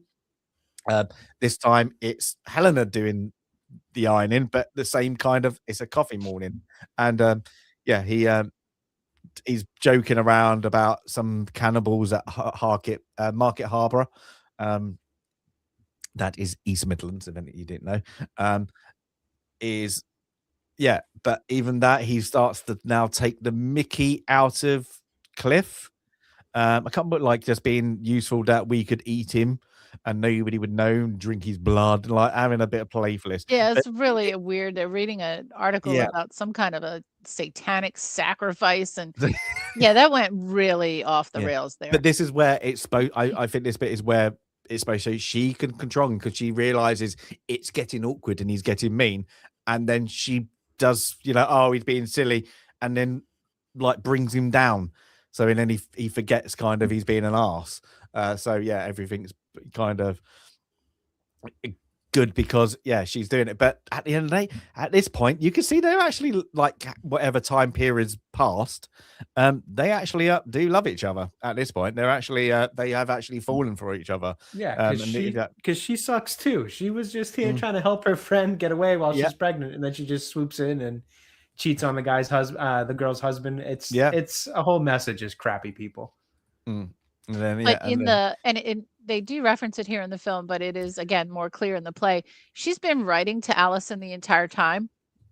She's been completely honest with her, and they've been writing to each other. We get that. We get that in a minute. Yeah, that she's told her that she stayed for a day. She just lets her know everything, and Allison's okay with it, but Helena feels really bad about it. And in the end, it leaves anyway. But that's just twisted too. I'm going to write her now and tell her that I'm with her husband 2 days after. Like, I don't know that. 2 minutes after. That makes it better. Because even when he reads one, he's like, she rips it up, doesn't she? So I assume that was like the first attempted letter, and then it never made it there. I didn't realize she had been sending them. No, he doesn't really. She'd been telling her all along. I think he does tell her later, like there is a thing, but we don't see that. That thing. But I think he does tell her, because find the letter. He rips up the letter, and then it's big. But they kind of they seem right for each other. And then I love like I brought up this lady just because she made me laugh. These strong cough syrups, but they're not medicine. Like cough, but you get the cough sweets, don't you? Cough drips or whatever they're called. Yeah. Cough drops. Like a bit. Cough drops. Like aniseed things, aren't they? Don't do anything for you. They just make you feel better for a minute. Yeah, like placebo, and they taste good. Yeah, well, and some of them taste good. Yeah, and that's it. It's just the saliva. It's just helping open. Like that's all it's doing. But she I don't know why she just made me laugh. I was like, that's why I brought her up. But he's back on there. Why we get now. Back at the homestead of the Porter, no, not the Porters, is it? Whatever it is, I've got his name. I forget her last name. Yeah, no, I don't know. Maiden name. Dad. But we see that the mother's there, but she doesn't really interact. The only thing she says is like, like he says, might have to put down the dog. He's 15. And then she's like walked past and said, no, we don't have to do that. But that's the interaction of the mother. You would think we would get more of her, because even at like there's a part, and we skip over, it's like Jimmy doesn't mind the dad, it's the mum he hates as well. So he's like, I don't mind you, I really hate the mother. So it'd be good to have some, she came across as a bitch or something like that. It would have been just something, but Well, she doesn't really have any time on screen. I think that's on purpose. I think the point is that it's just made up in his head. This whole grievance and gripe he has with her in the first place is just more total nonsense from him, because the only thing we see is her showing compassion for an animal, which would, by most accounts, seem like, okay, that seems like a nice person, at least. Or at face value, the first thing you've seen from her is caring for an animal. That's good. So I think it's just the kind of show that it might honestly just be kind of made up in his head, much like this just hatred he has towards everything. Yeah. But this little conversation we get like a little bit is the doctor has been saying, she's got to take it easy. So I'm guessing she's, you would think at least 3 months, 4 months in, maybe. Well, she's got the puffy shirt on, so maybe it's 4 or 5 months. Yeah. And I'm guessing they've they're making sure she's got the big dress on or whatever, or puffy shirt. It's because where's the husband? She's pregnant. It's not visiting the in-law. It's like I'm not visiting my parents. It's I'm out my husband and I'm pregnant. That would be big back then. A lot of talk. Let's say that between the mother circle. What do you call it? What do you call it? What do you call it? The witches' coven, the witches' coven, tea and scandal, yeah. But so we get that. Oh, sorry, we already had that. That's it. So, but now we get back, and we get again. It's Jimmy being a nice Jimmy again. It's nice kind Jimmy, of nice Jimmy of he's talking kind of to Cliff about that, and then it's when he hears that some ruckus going on, that some woman is accusing Kapoor of selling, is it nylon that isn't nylon, as nylon that isn't nylon, and they're like, and he goes, give me your license, and he's like, well, when did you buy it? And it's 2 weeks ago. Couldn't have been 2 weeks ago because I wasn't here. And then he's like, well, look in your logbook. And he's grumpy about he's been, I've had to be proven kind of wrong. So he kind of, I don't know if he puts him up to it or somebody else but they want him out of it just because of I think the locals put her up to it, and she's just as nasty as them. She doesn't want the others invading her town, and she's just completely rude, and it's going to frame someone. How rude. And then we get back to Cliff and Jimmy, and this is where Cliff is like, I think I'm done. Like that, I'm gonna go home and like change my life. And it's like, and again, he's like, you can tell he's not a real mate. They don't have a mate conversation. No, it's just okay, if that's what you want to do, what do you think you're gonna do? It's just I'm not gonna be in the sweet trade anymore. This is, it's not a job, is it? So it's like it's their relationship is now drifting past, and Jimmy doesn't get angry. He just gets kind of annoyed, and I've lost my wife and now you're leaving me kind of moment. It's a bit silly, but we get that. And then of course Helena turns up and goes, let's go to the cinema. I put the movie up there. This is one of the best things. I don't know what this movie was. No. If you knew this, I might have to put it on the wheel. It was set in India. It seemed like, I thought it might be a newsreel, but because of the time, it must be a movie. And I was like, I have no idea what this was. But he's in there, and the most thing he does is he's in there. Is a box of sweets. No, and he just then, I'm just gonna annoy the person in front of me. Like that. So gets pissed off, and then and I do like this next thing. So when they leave, let's leave, and they go through the wind like things, and it's walking through this street with all the old men, and I was like, this is you. And I always think that how they do it, that's you, Jimmy. And every single one of them kind of got the same look. There were things, and it's like that. Look, what you could be, and you're not going that direction. This is what you could end up looking like. You're just waiting for Godot. It's like so it's quite a good one. But we get back again. We're going back to the pub now. Is it? No, we're going back to the market, and this is where finally they've got him out. They have sacked it, or he's lost his license. So and again, he's trying to stick up for him. He's like, we'll take this to the committee meeting at the council, takes him, taking about, and he's like, well, what's the point? He's like, this is another, this is just one town. I'll go to another town. And but he confronts Hearst in the pub where he's gracious, like, it wasn't me.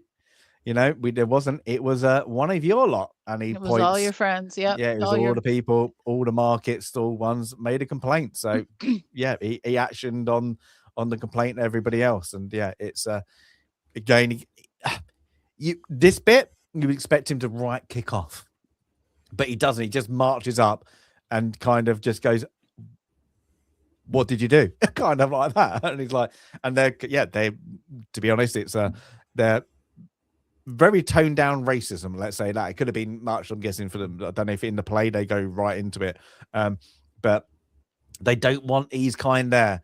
Next there could be a sweet stall, there could be they could be taken over. So the sentiment is, we're lying, get him out now, and we'll keep our livelihood. But it's more of like, no, he's different. So it's out, and then we get is Kapoor, he leaves, and he's like, why did you come here? And he's like that because in India I'm one of the unwanted. And so he's trying to make a better life for himself. He's in even a lower class in India. He's in the lowest class in India. And it's this whole tale of class is also sort of, I don't want to say misplaced morality, but it's like where Jimmy's morality shows, it is in important places, but then it leaves the question, why doesn't it show anyplace else, right? This is a really important place, and he is doing the right thing. But the corners of where he decided that he's going to be a good person, do the right thing, are so narrow that, there's no room for any other goodness to come out of him. No. It's such a strange character. He is just such a strange character. Well, so we get the goodbye of Cliff.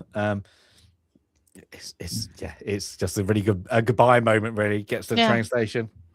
I'm guessing is he going back to Swansea? I think he says. So, Boyle, go back to Swansea, Boyle. Apparently, you can just be Welsh by saying Boyle a lot. I guess.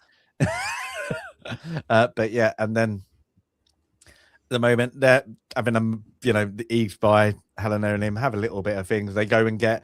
I didn't know this was the thing, so they go to the Sandy's being. You get in mostly. You get these little cafes on the stations, and this one they can get some. Is it whiskey or what? Like I've seen they get like a drum or something, don't they? I've never known they could get alcohol. That was new to me. No, not at any stations I've been to, but there's a little get a things, but they turn around. Helena notices who's the poor old Alison's sitting there. Looking a bit worse. It looks very tired. And again, what is his what do I do? I'm guessing she's here for you, and he storms out. Not even, what are you doing here? Look, enough's enough, or whatever. I'm not going to resolve it. I'm just going to get angry and storm out. So Helena's left with her, as he says, best friend, with a drink in hand, and this is where Alison reveals she lost the baby. And she's been trying to get here. So I'm guessing it's been a while, or a couple of weeks at least. But she's never had the nerve, and this is the furthest she's ever got. But she's like, well, Helena's kind of nice about the situation, as you could be between, your best friend that's taking your husband, and you lost your child. It's a bit of things, but she gets up after revealing it, and she's like, I'm gonna go, and this is where, she's lining up for the ticket. So she didn't have She she didn't only had have a a one-way return ticket. ticket. Yeah, Yeah. so she must have thought, well, I can come home. So yeah, again, Very it's strange. yeah, and then yeah, but Helena, literally, fair play to her. She tells her, that's it. You know, I understand. Like I'm in the way. So she says it's over. So she again, we get back to. In the way of what though? The marriage was full of Yeah, abuse. so I don't. weird. know. I don't I get guess it. it's the times thing, though, isn't it? You know, I don't yeah, know. it's because it would have been controversial that she's living there, and yeah, everybody would have whispered about it, and yeah, she's the other woman. So that, but yeah, he's But he's back divorce would home. have been even worse. That's the thing. Yes, Like yeah. divorce is even like what's worse than divorce? Not much back then. So strange. And your Church of England was the same way that our, Catholic Church is here. Is like divorce is not a thing. It does not happen, right? But it was easy. It's no, we can, but you have to. It's back then. It would have had to been the man, and the Yeah. man would Yep. have had to come up with a reason. The Yep. woman, she's got no choice. If he wants to play away from home, yeah, she's got no reason to got no reason like that. He can just deny it. Did you do adultery? No. There you go. Believe him. That's it. So yeah, she's got no course to really divorce. The upper class slightly different because I'm guessing the lord or lady you could believe, but yeah, who's going to believe her? She's literally middle class. It's not going to be believing. So yeah, it's until later you could have the rights to kind of contest it, but yeah, dragging that out, you still would have gone through court after court, been expensive. You know, that was the reason. You know, make sure you didn't divorce as well. So. But yeah, she comes in and literally, I'm packing my bags. I'm gone. Literally, yeah, she's no doubt about it. She's she's off. She makes up her mind. She's and he's at this point. I don't think he's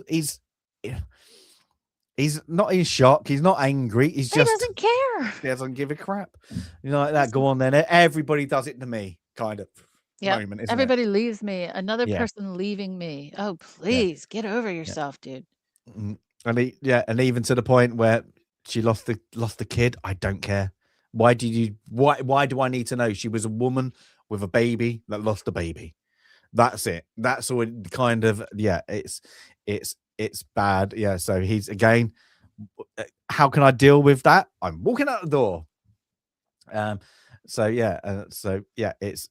It's left, but at least I'm guessing for his walk, he goes to the train station. I'm guessing he's going. Don't know what he's doing because what he's just said doesn't kind of indicate he's going after Alison. But he goes to the train station, looks up. She's up on the gantry, the bridge bit across the platforms. And we have a well shot moment. Let's say that of. I wouldn't even say it's reconciling. Really, it's him talking about his feelings about again what he's lost. Like he's got no empathy at this point of about the child. It's all about me. Like when I fell in love with you, I couldn't take my eyes off you. That was it. And it's only when she kind of finally does a Helena and goes, no, it's not just kind of you, there's other things and, it's like, I've lost my child. I've lost a being inside of me. And and I lost, she truly loves him, even though he is a git. It's a very strange how to get back together to somebody who it's a bit odd. It is this ending. I think what they're trying to portray is that he was angry at her, not just for who she was, but also because he felt like she could never feel anything because she had never experienced loss or pain or hard work or any of the things that he's experienced. And in this point, he's turned back to her because she's now experienced that kind of loss. And so she's finally a little bit on his level, not on his level, but he experienced loss in his life, and now she's experienced it. So he can kind of, I don't say tolerate her for that. You're right. For It's such a weird ending. For a day, Yeah. it's for a day or whatever. Yeah, and then they kind of realizes, and we can get back together, and he finally does the right thing and embraces her at least, and then we get they're walking on, and I must say this, the last bits are quite good when we get this two different silhouettes. I do like that. Like it's the don't look, I suppose, like don't look back in anger. I suppose I like the song like looking back in anger is like we get this where it's all dark, but then lucky enough the light of the and the smoke of the train gets him into a silhouette, and it literally ends like that.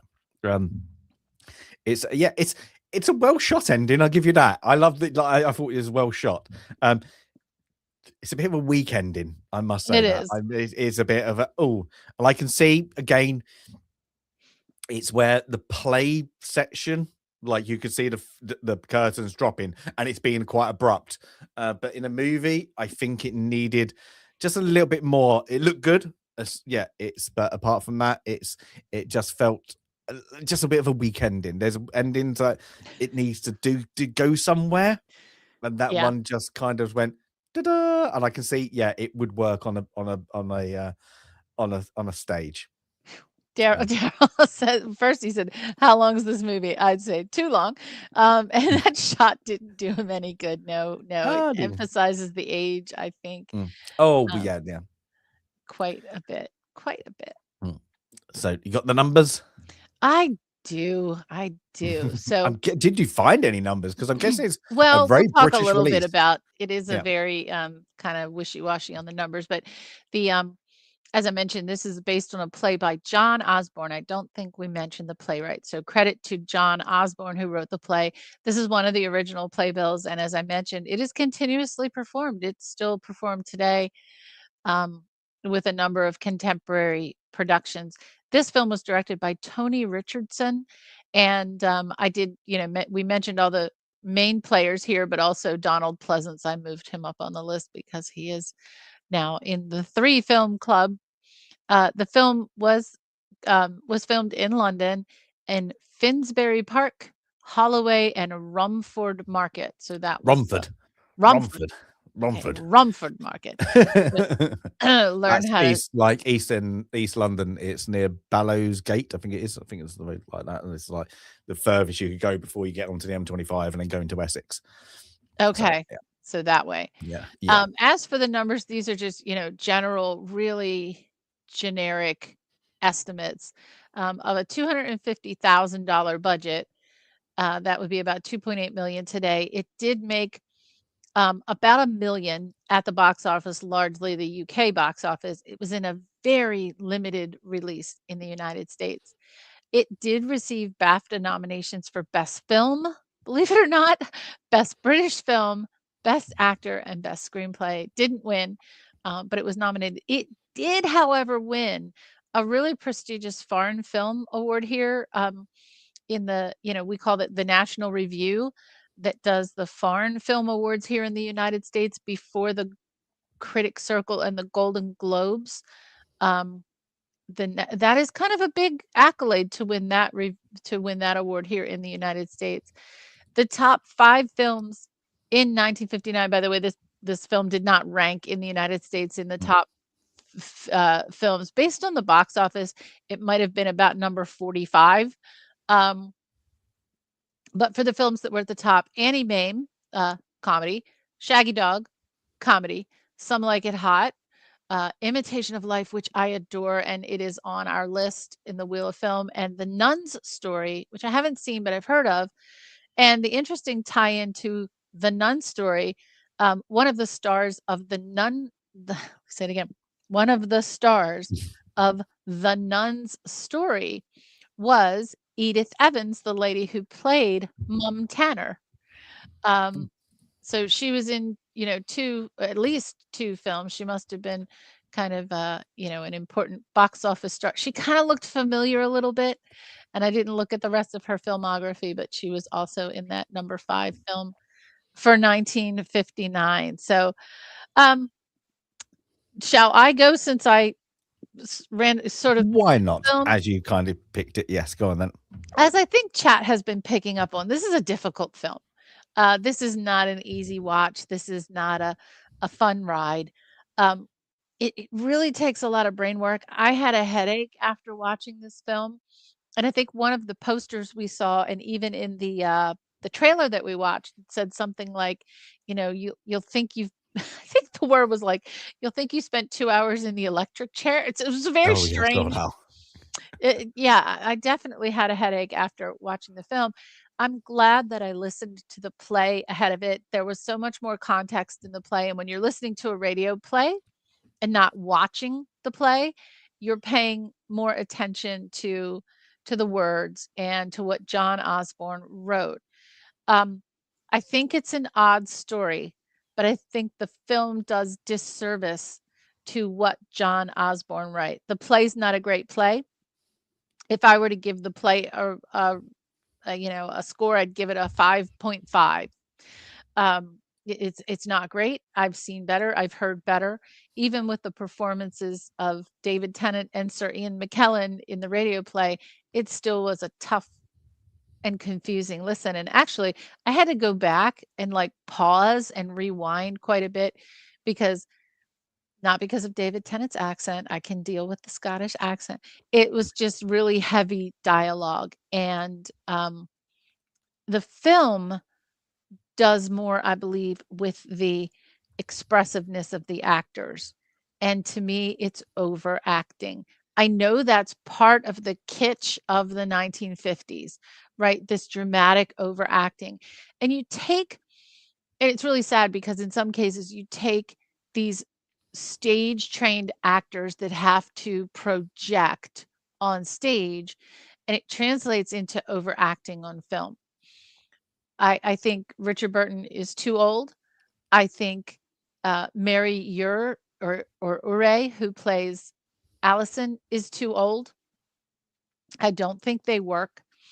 I think the story is the word is annoying. The story itself is annoying. There are no characters to like except Ma and possibly Cliff. You don't even really like the parents, the little bit that you get of the parents. So it's really difficult. I understand what the film is trying to do. The film is trying to capitalize on the Marlon Brando, the James Dean, the angry young man, and that's in all of the reviews. It's like, well, this was capturing the angry young man. Who cares about the angry young man? There may have been something attractive about that in certain films, in Rebel Without a Cause. In this film, there's nothing attractive or interesting about it.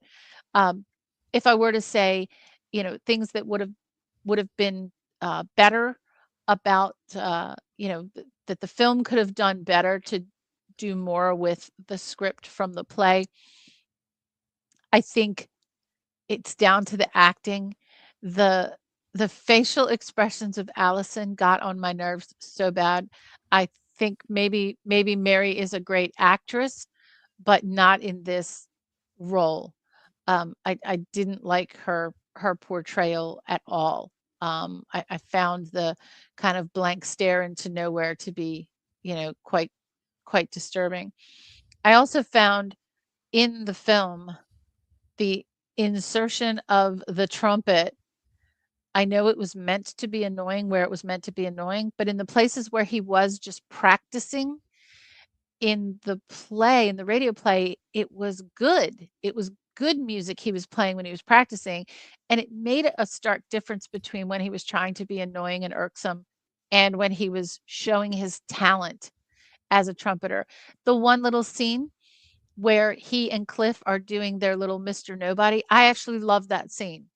Absolutely love that scene. I liked it in the play and I liked it here. Why? Because it's showing what they want to do. They want to have a little vaudeville act. That's what those two want to do, but they can't. And they're not going to. Life's passing them by. They're going to be stuck in the drudgery. But I really like that scene. And unfortunately, some of the joy it is kind of a sunbreak, if you will. If you live in the Pacific Northwest of the United States and you have overcast weather all the time, when the sun comes out, it's a sunbreak. Everybody goes outside, you enjoy the sun. That's what that little scene felt like amid this overcast film. I give this film, I understand it's, this isn't artwork, but I give the film a 4.5, and I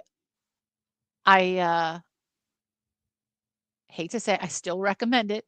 I do still recommend it. I think there's enough there to, to say that you saw this film. There's enough there to say that you saw a performance by Richard Burton that is very different from what he plays in Shakespeare, very different than what he did on stage, very different from what he did in Cleopatra. I do recommend it. A 4.5 for me is the best score that I can give to this film. Well said. Well said. Who's next? Shall I go?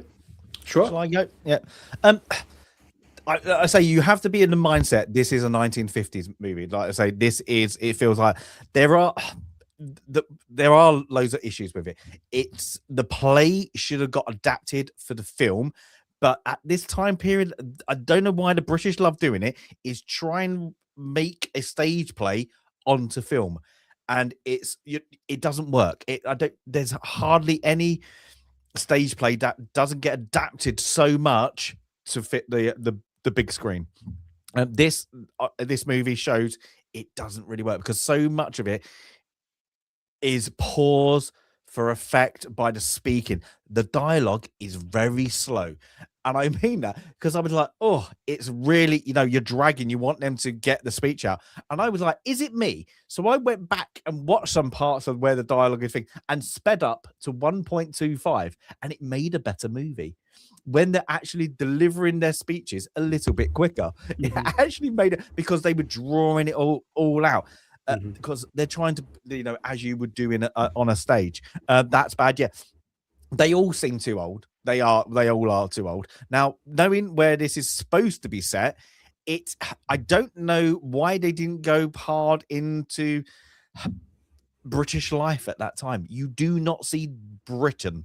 It could be anywhere, really. It's not the Midlands. It's not that setting. It could be anywhere where anybody doesn't care. It doesn't show. This is 1950s Britain. It's hard. Work is hard. It's, especially like where it's supposed to be Midlands. It's going to be hard to get a job. It's going to be, everything's hard. It just doesn't feel that. It just feels like, they're doing the routine, but work isn't hard. The pennies, aren't hard to get. So it drawed that side away for like the realism for me. Richard Burton, he gives a good performance to the performance he's supposed to be giving. He's not, again, too old, not probably the right actor, and he's doing a stage a play to the audience. Everybody else is kind of forgettable, and that's the problem. It's Richard Burton, but the other problem you got with the Richard Burton character, he's if they're gonna, this bad boy, he doesn't have anything. He doesn't have a down moment in it. He doesn't have an emotional moment into it. Even when Ma dies, there should have been an emotional moment. I'm getting angry. I'd like that. There needed to be a point to see him as a human, and then just as an angry person. But again, you have to think this is 1950s. So the positives, I think it's well shot. I think it's how the director and the cinematography has got that small, compact room and made it feel big at times. I think the lighting is great.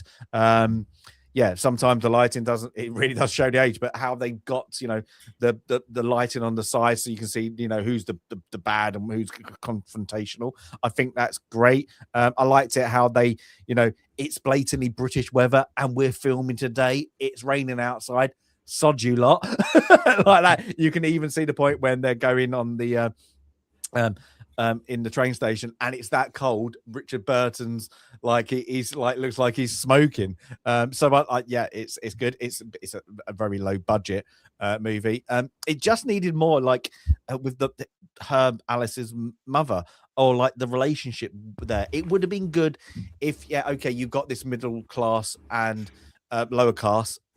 Really, it could have been, you could have had something else. It would have been good. They're up middle class Catholics and he's a lower class Church of England. That would have made a bit more sense, because you don't see enough of them to care that they're middle class.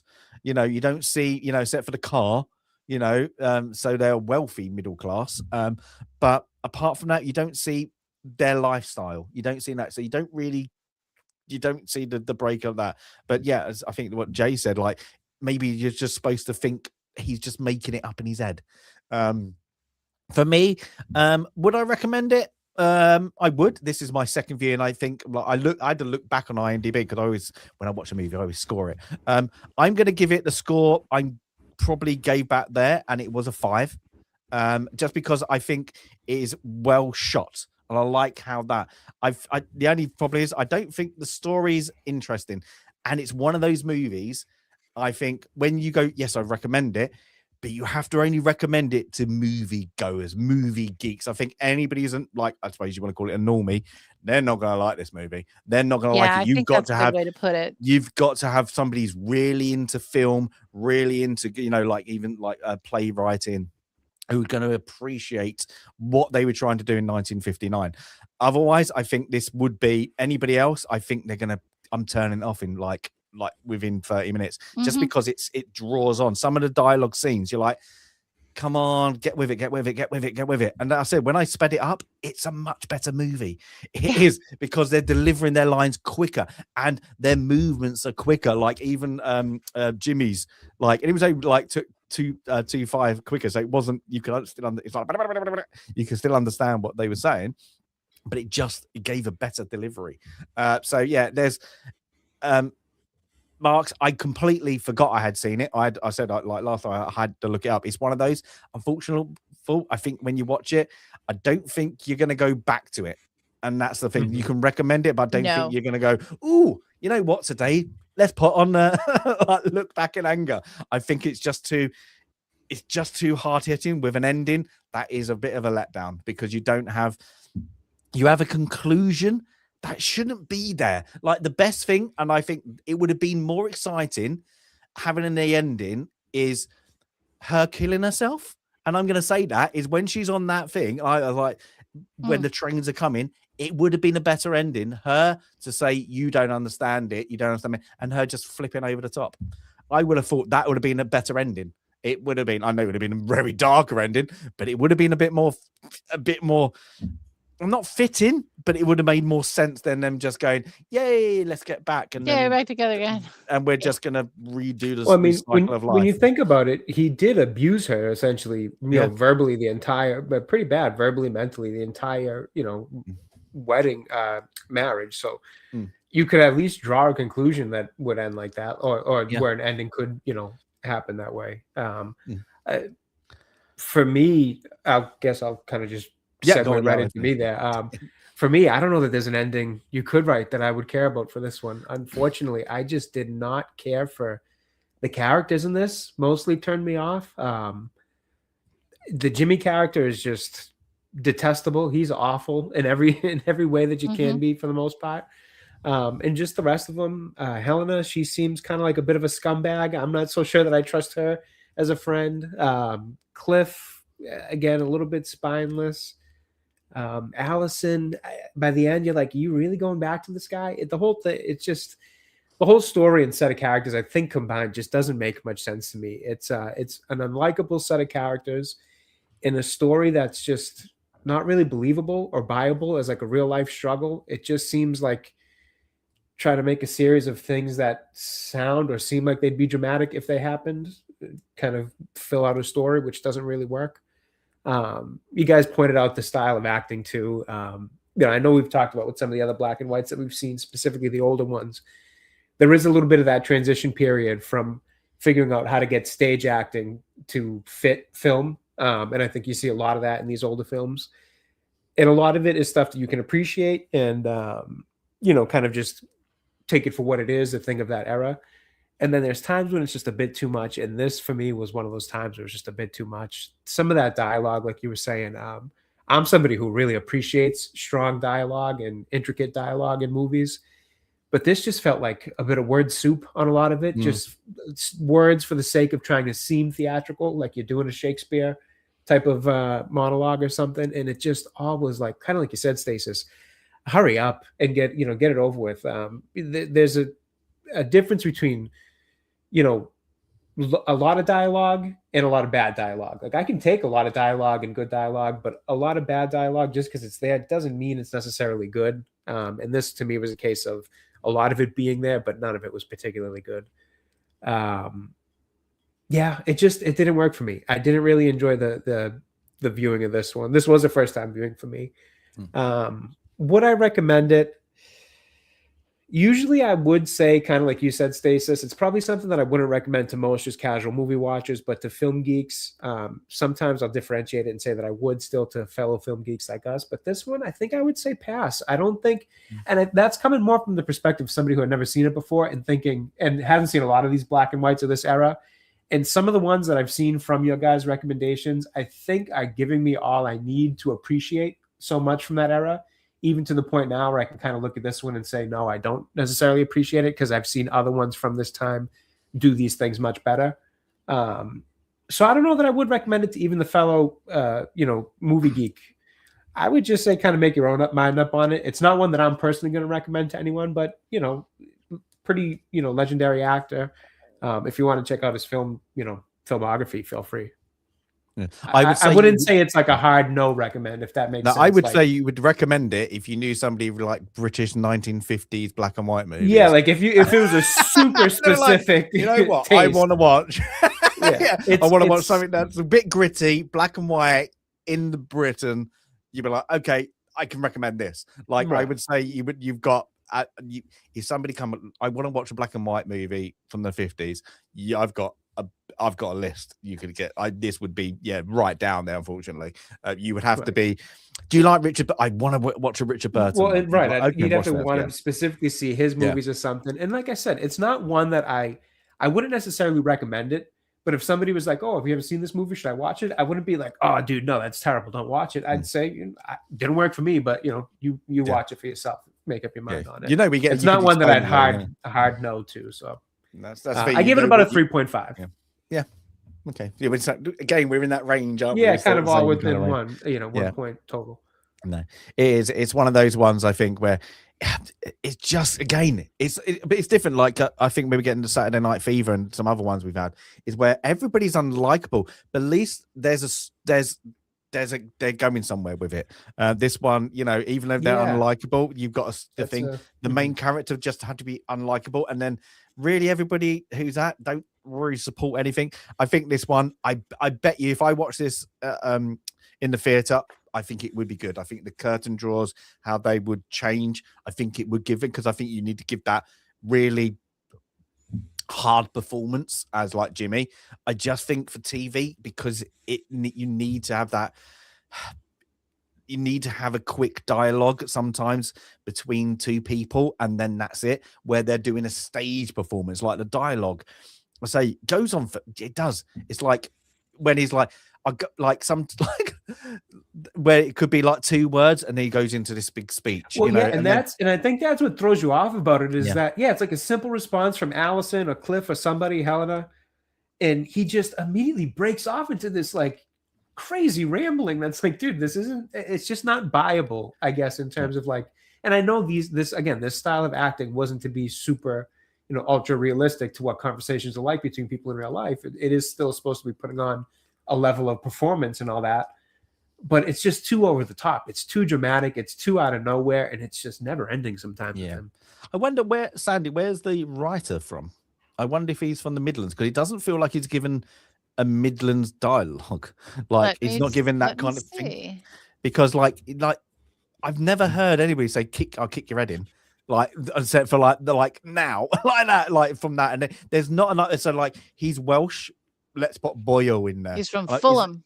What do they do in Fulham? Do they kick Fulham, people's so- heads in Fulham? Well, they do probably a lot, but no, I don't know. But Fulham's like upmarket, West London, like parts of Fulham is even now. So back then, in what 1959, that's a good place. If he's born there, he probably went to a good school in Middlesex. So yeah, why are you writing something about Midland life? It's really weird. Why wouldn't you make it about London life?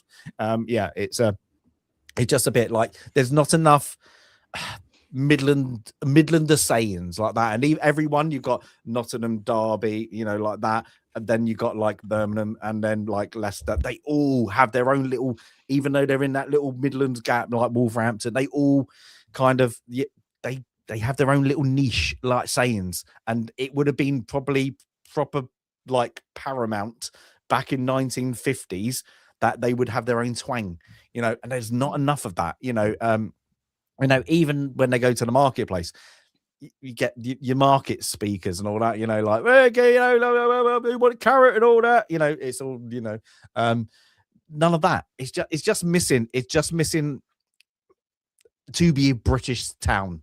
That's where it's got no identity, this movie, unfortunately. So yeah, it's he doesn't have he doesn't have any, at least from what I'm seeing here, like in his bibliography or his his list of works. I don't see anything else that I recognize, like his other plays: Personal Enemy, Epitaph for George Dillon, The World of Paul Slickey. I don't recognize any of these plays. I don't see, I don't see any awards or anything like that. So I don't know. This was his one. Yeah. I hate to say this was his one act, because maybe some of these television show, he even wrote screenplays for television. Maybe some of these turned into something. Yeah. He did an adaptation of The Picture of Dorian Gray in 1975. Don't know what that is. And then he directed other works, written by other playwrights, like Hedda Gabler, was written by Ibsen. So no, I'm not seeing anything else. This might be his one big production, really. Yeah, everything else is his work has been called kitchen sink realism. Well, yeah, okay. and The Angry Young Man, yes, working class and those sort of themes in his writings. He did win his play Luther in 1961, won the Tony Award for Best Play. Don't know anything about it. Don't know anything about it. It's about Martin Luther. Okay, it's not Luther like the television show. It's about Martin Luther. Okay, so he did a play about Martin Luther, and he won the Tony Award for it in 1964 with the lead actor.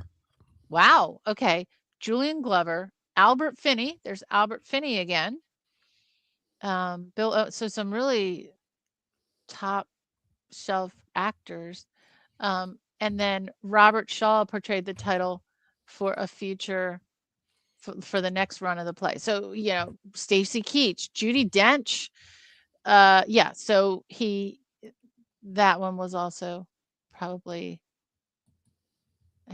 and again, I never heard of the play Luther, but very well received and lots of accolades. So yeah, it's a limited run for this guy. Sounds like we're so down on it, but I guess there you go. You wouldn't get Coronation Street or EastEnders there you go. So Abe's it's true. Okay, the market stall, the train station, that made me think of Albert Square, definitely. My EastEnders, my Mo in the market stall. But you have to have these films as kind of I hate to use the term, like a palate cleanser for the good stuff. Well, let's go into that, because our next one is another black and white. It's not a happy one, because it's World War II again, but it's a bit more exciting. Let's say that. It's a bit more. It's an adventure. It's an adventure, as a war on a ship could be. But yes, this is my pick. This was off the wheel straight away. And as I said, this is one of my favorite war movies. So we'll see how that goes. So I think Jack Hawkins, and there we go. We tied in Stranger Things somehow with the surname, at least. It's Hawkins, isn't it? But as we do before we do the wheel, let's watch the trailer again, just in case we all forgot what it was all about.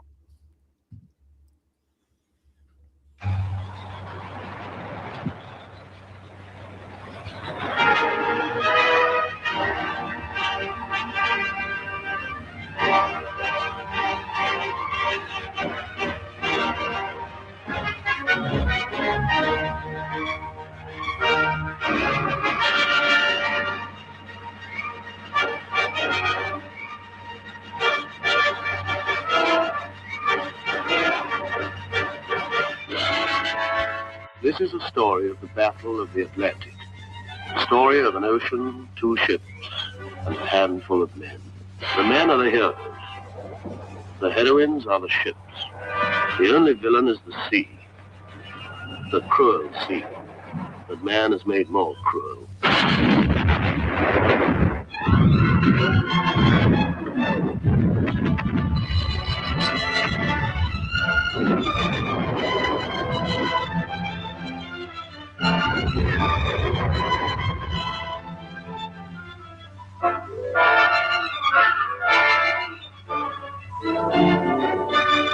What's it look like now, number one? It's the firmest contact we've ever had. There's men in the water just about there. Well, there's a U-boat just underneath them. Attacking, stand by.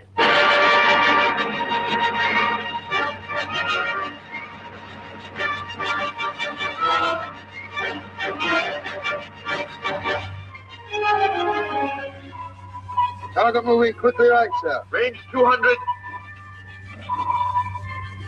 Range 100. Instant say he took off, sir.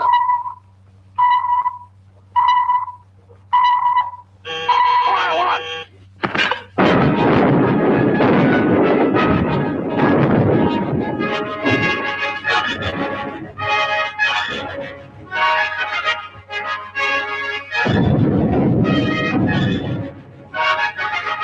It's getting to be a different kind of war, number one.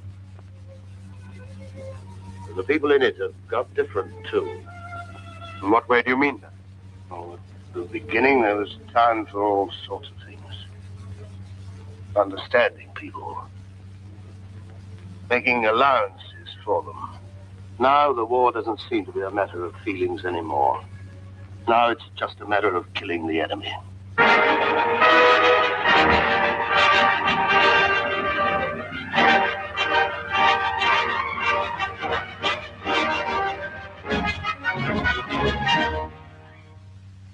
We'll be off again in no time at all. Julie, am I wrong? Is it better to have something to lose? It's better still to have something to live for. We always seem to be getting these diversion jobs nowadays, don't we, sir? Sort of compliment, I suppose. Pretty cold one. Cold night, too. Cocoa's just coming up, sir.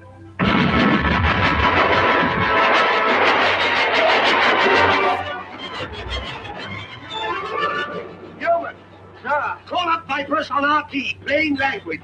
Say torpedo 15 miles astern. Aye,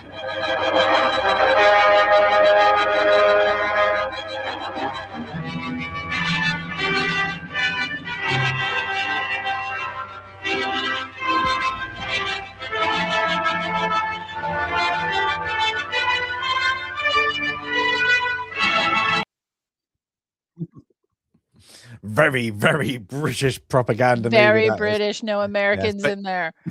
I think you might see from a distance there might be something, but I think this is early. I think this is early in the war, but we might get a convoy that you might see.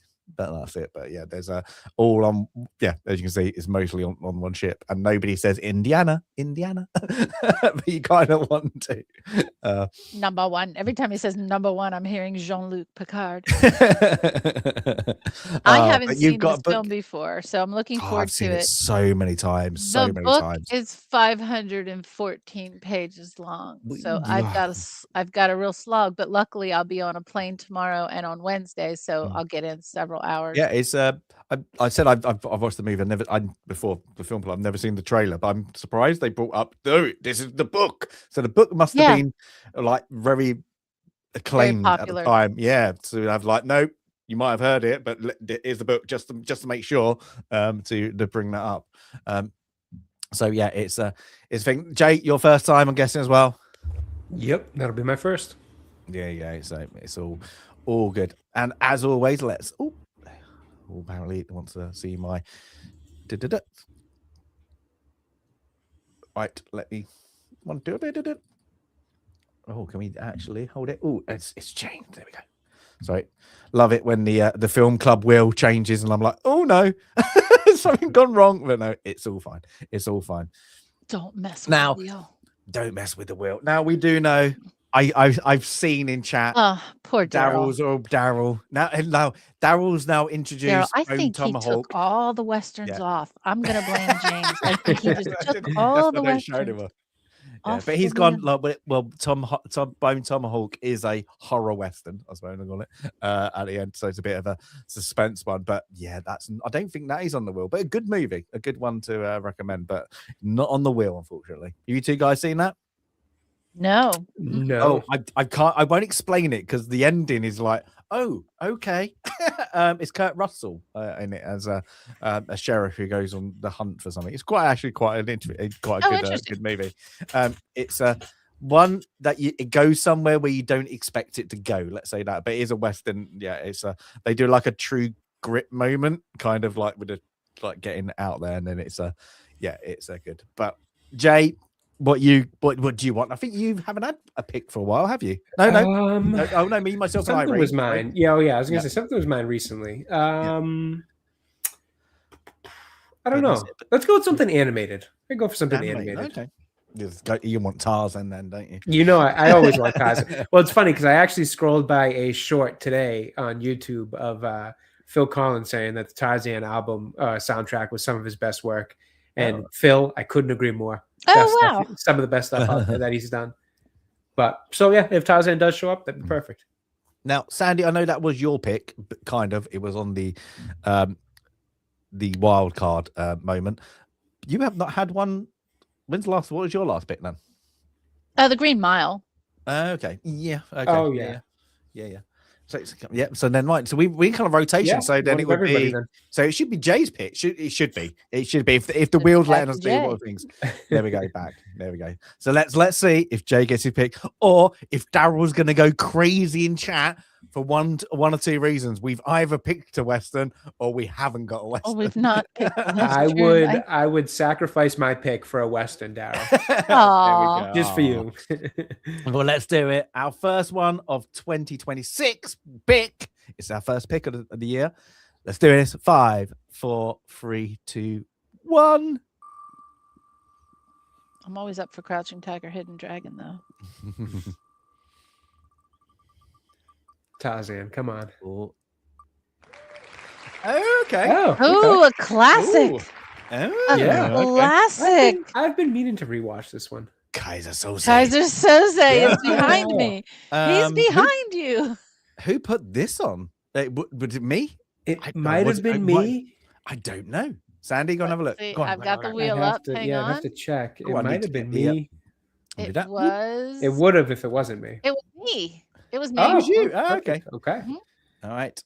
Let's get hit by copyright strike and do the trailer. Yeah, that might. Saying that, I do like that.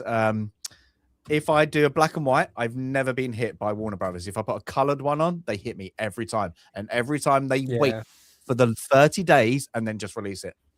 Well, I have to tell you my story on Public Domain Day, which is the day we celebrate, January 1st.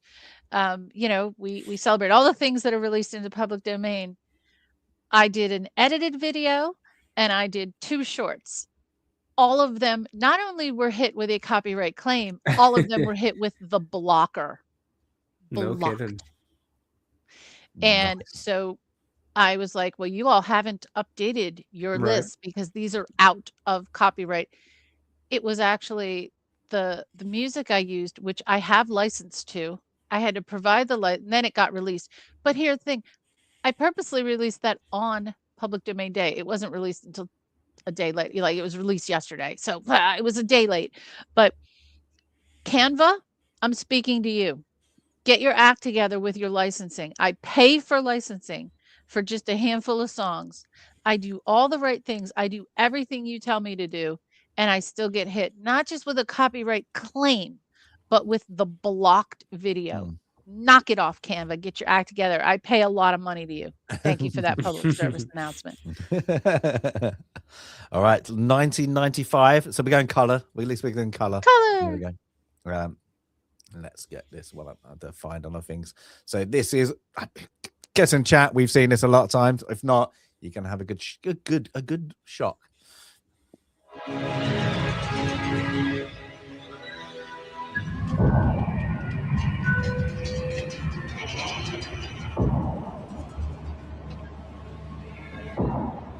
Usually, when there is a crime, there is a motive. I want to know why. 27 men died on that pier for what looks to be $91 million worth of dope that wasn't there. Usually, when there is a lineup, there's only one real suspect. This whole thing was a shakedown. And there's no way they'd line 5 felons in the same room. But this is not the usual crime. This is not the usual motive. He was in the harbor killing many men. Kaiser Soze! He saw Kaiser Soze. And these are not the usual suspects. Keaton. I'm a businessman. McManus. There's nothing that can't be done. Hockney. What, you got a team of monkeys working around the clock on this? Fenster. Flip you for real. Verbal Kint. Roger, really. People say I talk too much. He doesn't know what you want to know. I don't think he does. Not exactly. But there's a lot more to his story, believe me.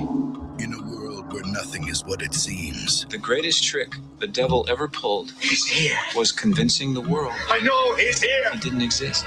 You've got to look beyond the usual suspects. I'm smarter than you. And I'm going to find out what I want to know, whether you like it or not. I work for Kaiser Soze. He feels you owe him. He does not expect all of you to live, but those of you who do will have $91 million. It was Kaiser Soze, Agent Kuyan. I mean, the devil himself. I'm telling you, it's Kaiser Soze! There is no Kaiser Soze. Keaton always said, I don't believe in God, but I'm afraid of him. Well, I believe in God. And the only thing that scares me is Kaiser Soze.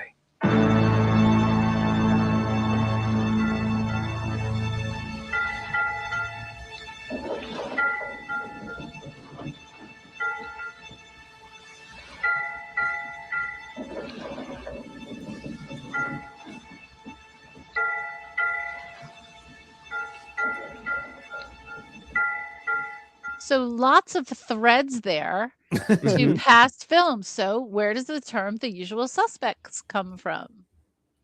What film? I don't know. What, that Round up loose all the thing? usual suspects. Comes from Casablanca. Oh, Round up all the Mhm. usual suspects. And then we've had Gabriel Byrne was in our very first film, Mhm. Miller's Yes. Miller's Crossing. Crossing. our Benicio first del Baldwin. Toro.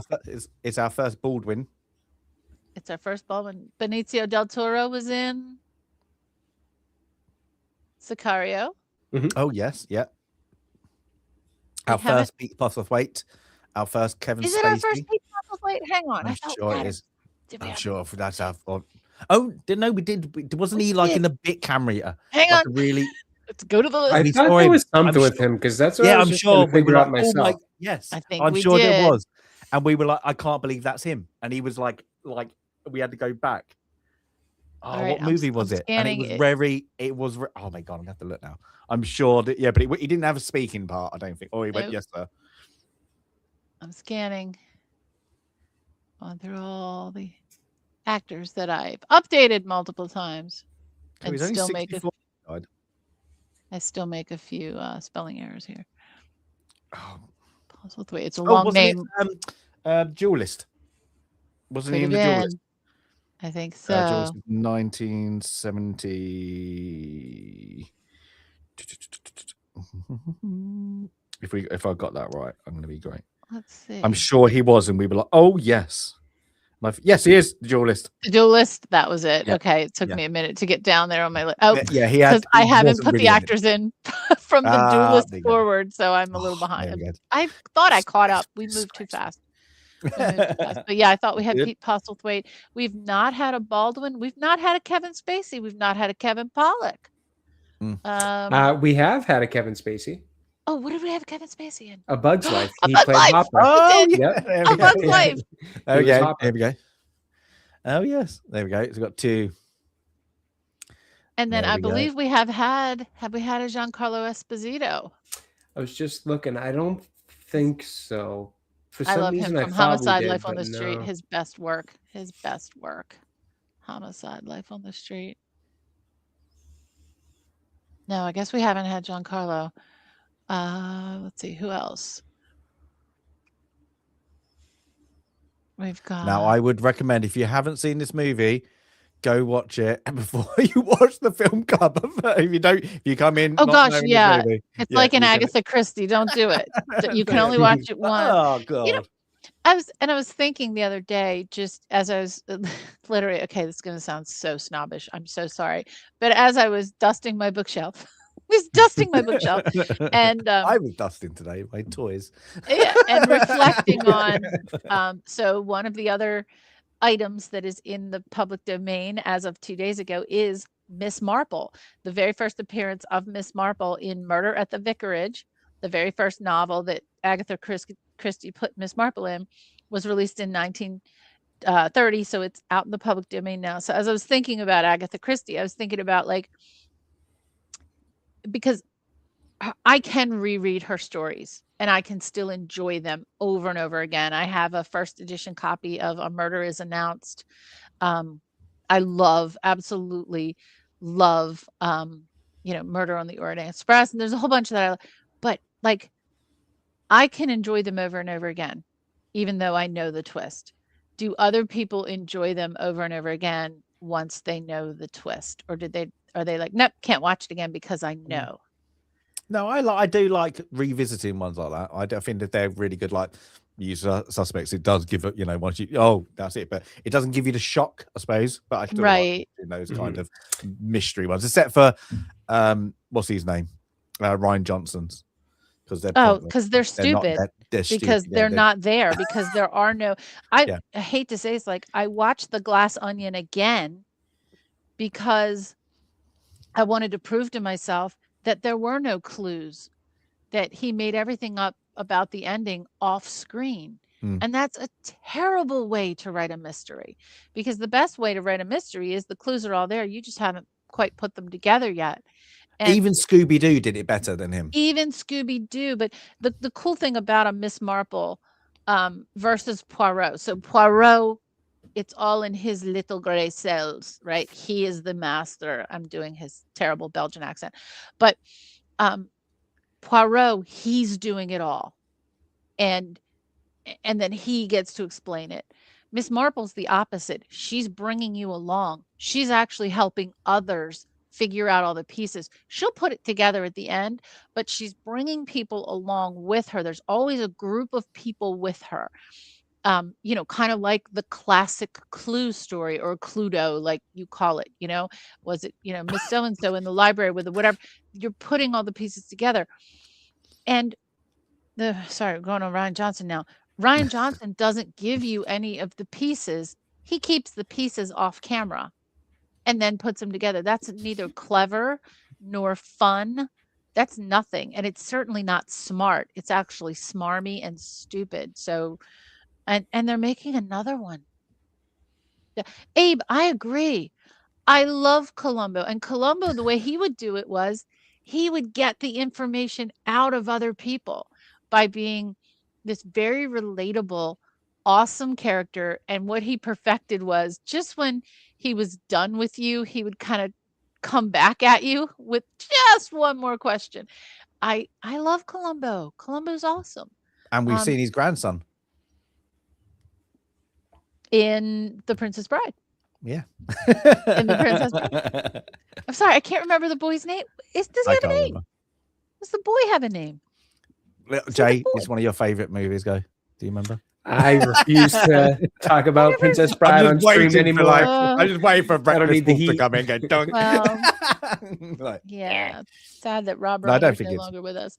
But yeah, so sorry, going down the path on mystery, it'll be a really great conversation around The Usual Suspects about how to play a mystery on film and what pieces do you give, what pieces do you give away, where is the misdirection. As long as the misdirection is coming from within the story, that's acceptable and awesome. When the misdirection is coming from the writer, director, etc., off stage, that's not cool. Yeah, you're putting yourself in the story then. That's not cool. When the misdirection is in the story itself, that's okay. So, and this is a good one. So I'm excited. Who directed it? Wait, who directed this one? Oh, I don't know. Bryan Singer. Okay, so this is a Bryan Singer. Now I know he's done a lot of other things. What has he done? He's done the first X-Men, and I believe X2 as well. Oh God, he's done some baddies. Yeah. Ugh. Okay, the X-Men's okay, and Days of Future Past was actually he okay. did that. He Days did of Future Superman Past was good. Returns. Oh, dread. He did Superman Returns. He did, and then he did a lot of television. He did Valkyrie. I liked Valkyrie.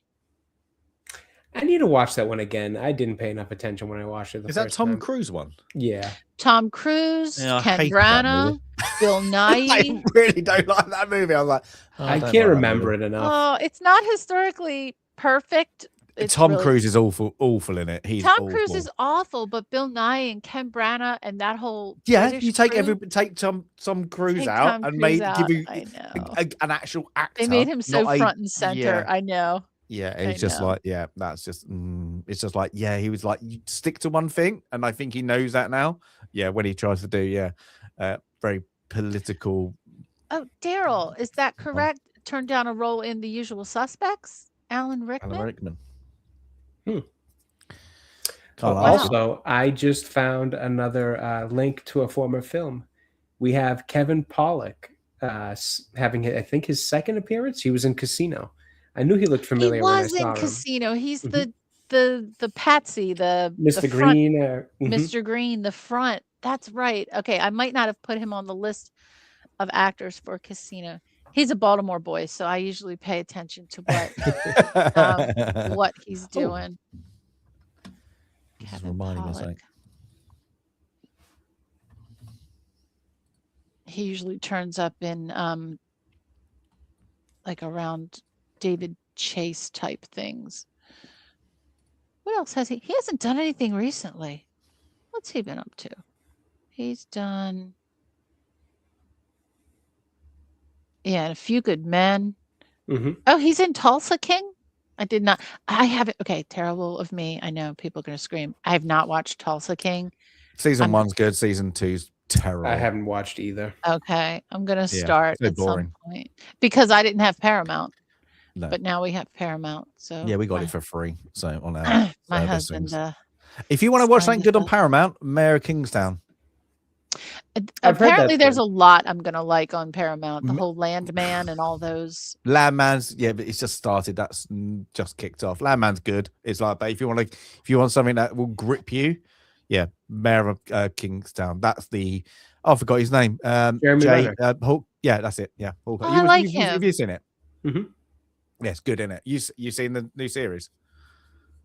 No, I've never seen it. I've only heard. Oh, you have not seen it? Oh, I thought you seen it. I thought you seen it. No, a few of my friends watch it. They love it. Brilliant. Yeah, really. Whoa. Some of it you go, oh, they did that. Like that. There's some, it gets a bit brutal in bits if you don't mind that. But it's really good. It's really, really strong storytelling. So it's it's one to recommend, I would say. That's it. But Yeah.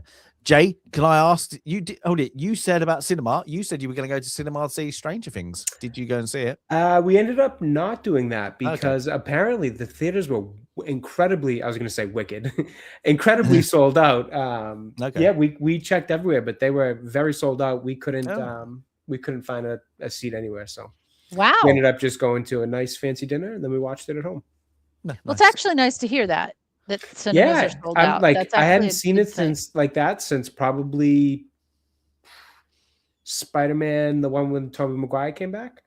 Like it was wicked packed. I couldn't find a seat in love any. when you say wicked. I couldn't find. You went to see Wicked, didn't you? That's why. Well, I didn't want to get confused with the movie either.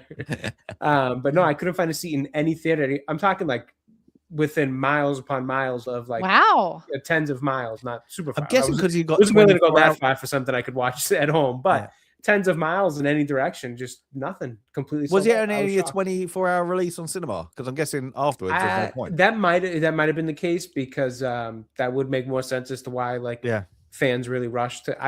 Like I said, I go to the movies not this past year, but usually pretty frequently, and you can get tickets day of an hour before for any showing. So I was not expecting that for this. Yeah, because you got it slightly early, didn't you, in cinemas in America than anybody else? And then maybe by like an hour or two. Yeah, so you got like a couple of hours. You got to see it a little bit early to see that. But they were packed even till like the 11 p.m. showings. Like people really wanted to go see this in theaters, which I agree. I think that's a cool thing. 2 hours, 10 minutes, wasn't it? 205, 210, something like that. Yeah, fair enough. So it made sense. Like, you can do. I'm guessing that's going to be Netflix plan if they can get a movie end things. No, your last episode's 2 hours, and we'll make a lot of money. Yeah, you'd have. If they can do they'd have to get another big series. Yeah, something they can invest. But yeah, I don't know why it was just they didn't open up cinemas in other countries. I guessing they just didn't want the spoilers, or just set it or just time. more. There wasn't like I think it was a few select cinemas around me or theaters around my area. Like I don't think everyone had it. It's odd. I would have expected with the way that it sold out. I'm surprised they didn't think kind of a bit bigger and think they promoted the crap out of that last season, didn't they? Oh, for sure. It was big. So things even. Girlfriend's parents, they'd be like, "Oh, should we watch The Stranger Things?" Yeah, my in-laws watched it. You won't like that. We were like, "No, you won't get it. It's not their cup of tea." We were like, "Well, you're not gonna do it." But I think like this year is going to be we've got some what we got. I think it's more driven now, isn't it? To where Sandy said movies, but I think we're going to see some series more, aren't we? We got those. Was it House of the Dragons? That's new season coming out. I gotta look. I've been lost a little bit in the world of video games and video games news and stuff coming out lately that I haven't really looked at movies yet. So I got to take a look, movies and TV, to see what the hell's on the agenda for 2026. Yeah, I think everything's now picking up, isn't it? Like the strikes and all that. Of course, they're going to blame COVID. Oh yeah, they had all that. I think it's starting a couple years ago. Yeah, and I think it's picking up. I think we've got the releases that should have been released, and now we're diving back into it. Yeah, well, that should have been. We'll see what we get there. It should be a great year for video games, so that'll be at least something to look forward to. Why? What we got looking forward to? Just a whole bunch coming up. New GTA, 007 game, a whole bunch of things. That Tomb Raider is being revived. Really going to come out this year? Yeah, we'll see. Yeah, we'll see. I don't know. It's really close. It's like November 2027. Which that's a stone's throw away. I mean, 26, which is a stone's throw away from 27. So they might end up booting it into early next year. We'll see. But didn't they say because now wasn't it that they're gonna release Red Dead 3 before that now or something? That's probably just rumors or just memes going around because it's been literally. I've played Grand Theft Auto 5 now on the Xbox 360, the Xbox One, the Xbox Series S, PS5, and now PC. It's been a game for that long. I want to say it came out in 2013. So it's just an ongoing joke that it just takes forever to come out. Even since their last game, Red Dead Redemption 2, that was 8 years ago already. Like they don't really drop games. I mean, I get why. If you were to look at their numbers on GTA Online, it's a cash cow. I mean, they are just making money hand over fist. So why ruin that too quickly? But 12 that's what I tried to do years with Red Dead. Red Dead online died. Oh yeah, they let it. Mulch. Well, they let it die because they were just Yeah. like, you know what? There's not enough we can do with this. We can do way more with GTA 5, and they Mm. just let Red Dead Online die for the sake of just again feeding the cash cow, keeping it running. That's it. Yeah, I mean, hey, I get it. A game that you haven't got to develop, just do patches now and again. And it's Well, in fairness, too, I will give it to them. They have supported that game for the duration of the 12 years or whatever it's been. They give a lot of DLC. They just did more DLC recently. Well, I'm talking like within the past month or so, I believe. Me and my buddies just picked it back up again to check some of it out. So they have supported the hell out of that game. So if you're going to have something last 12 years and make that much money off of it, it's nice to see them kind of turn around and give things back to the players. But now it's time to give us a new game. It's enough. Yeah, I'm still waiting for that Terminator game. That's what I'm waiting for. That's what I want. The 2D one? It's the survival one. Oh, I didn't see that one. I was going to say, because they just did a kind of beat 'em up style 2D. No, this one's Terminator Survivor. Oh, okay. Literally, it's a survival game. So you can. Oh, I have to look that up. And it actually looks quite good. So you're in the world of Terminator, pre the thing, and you're human, and you could. But it's on you can get a group together, and it's like surviving and all that. So I think it'd be quite good. And you can it's just literally kind of like a Fallout style, get your gear up and up and up and up. And then survival at the same time. I was like, oh, that can be good. Like, especially there's going to be sometimes you're like, oh shit, run in that game, and it's be like that. That gun's not going to do anything. That's awesome. I got to check that out. Yeah, I'll send you the link. It's on Steam. It's actually one of oh come on, but it's still there's a lot of games coming out this year. I think it's going to be a good one for gaming. So fingers crossed. We'll see if it's a little weak in movies and TVs. I mean, movies and TV. At least we'll get something on the gaming side. Yeah, Sandy. Anything has 2026 set for movies then? I can't say. I think 2026 has to be a catch-up year. All the things I said I wanted to watch, a few things I want to read, but we'll have to see what the Wheel of Film has in store for me. The first book of 2026 is over 500 pages long, so it's going to be a good start. I was looking into it's a YouTube channel called the Hardcore Book Club, and it's incredibly challenging. So I'm thinking of maybe diving into that. It's really, really in-depth studies of a few classics, but we'll see. The Wheel of Film comes first, and if the Wheel of whatever the Wheel of Film tells me to read, I have to read. I have to edit video. The first video I am I've dropped a few other projects, but I am definitely making the edited video about all the things that come out on public or have already come out on Public Domain Day. A really in-depth look. Some of the other YouTube sites that covered it have covered the usual, the films, the music, the other things that are kind of common. But I'm digging into things like art in magazines, newspaper articles, things that you can dig into that aren't the the showstoppers, but things that are really interesting, like the artwork in some of the magazines like the Saturday Evening Post and Vogue magazine, fashion photos, even Fortune magazine, a financial magazine. The cover art, the 1920s and 30s was amazing for illustration. So I want to get that done. And then I do want to do my 100-year look back on the films of 2025. I'm sorry, try again. 1925 and then 1926. So a lot of things brewing. Here's what I need. I need a blizzard. But I don't lose power or internet during the blizzard. And cut off from anybody else in your own home. Right. It's a tall order, but about 10 years ago it happened. We had a double blizzard here. We had 80 inches of snow in the span of 3 days. And my husband and kids were out of town visiting his relatives, and they couldn't get back here. And it was blissful for 3 days because I had internet. I was playing video games with friends, and I was getting stuff done. So that's what I need to get these edited videos out the door. I need a blizzard, but not to lose internet or power. So I'm glad, Jay, you have video games to look forward to this year, because I'm looking forward to seeing you gaming more. Absolutely. Yes. Online. And James is the last caretaker. Have you finished yet? Or- No, it's got a new. It's going to have a massive new update soon. Cool. Every time like I put it down, it had an update. So we do that. I did that. It was quite a good one on yesterday. Yeah, it was yesterday. Yeah, yesterday. Nice. It was actually a fun stream. But they've got a new update, so I might think. But I'm looking around and I'm like, oh, what to play? And that's the thing. It's like, what do we start? But things about other fires on that.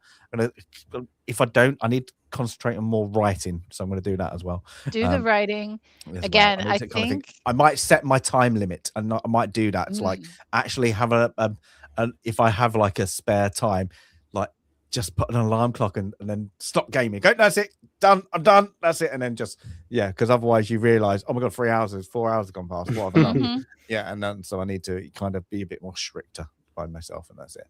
And build more Thomas the Tank Engine track lines for my kid. There we go. Nice. I got told off that I didn't help today, even though I didn't ask. Nice. There you go. So that, but yes, all good. But yes, apart from that, Daryl's still waiting for a Western. We're sorry, Daryl. The wheel is sorry. On the West Coast, I think it's on the West Coast, isn't it? So there we get it. We're getting there. I think it's San Francisco, isn't it, or LA? Is it set? I think it's on that side. I'm not too sure. It's probably not. It's probably East Coast now. You're gonna say it's East Coast. No, it's Where's it based? Where is it? Use the suspects. Go. Could be anywhere. It's gonna be. Was I right? Feels like a San Francisco movie. Oh goodness. Where is the got a new keyboard, it's killing me. It's a normal keyboard, but it's like doesn't feel like everything's in the right New York.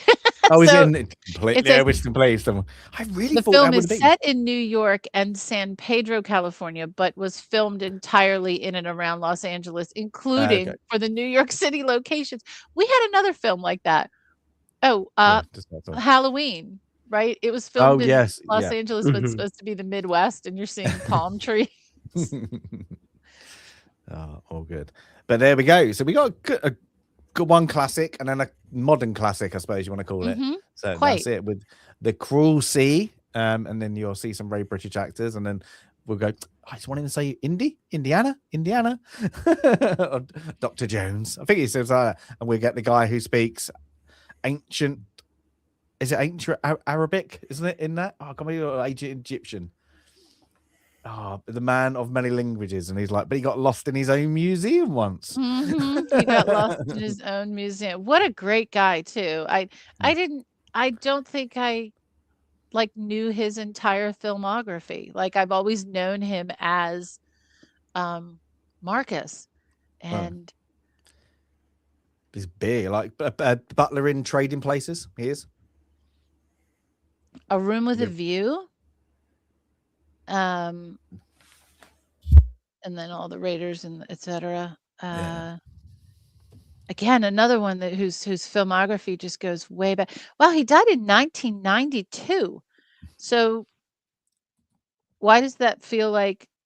Okay, so The Last Crusade was 1989. So he died only 3 years after that.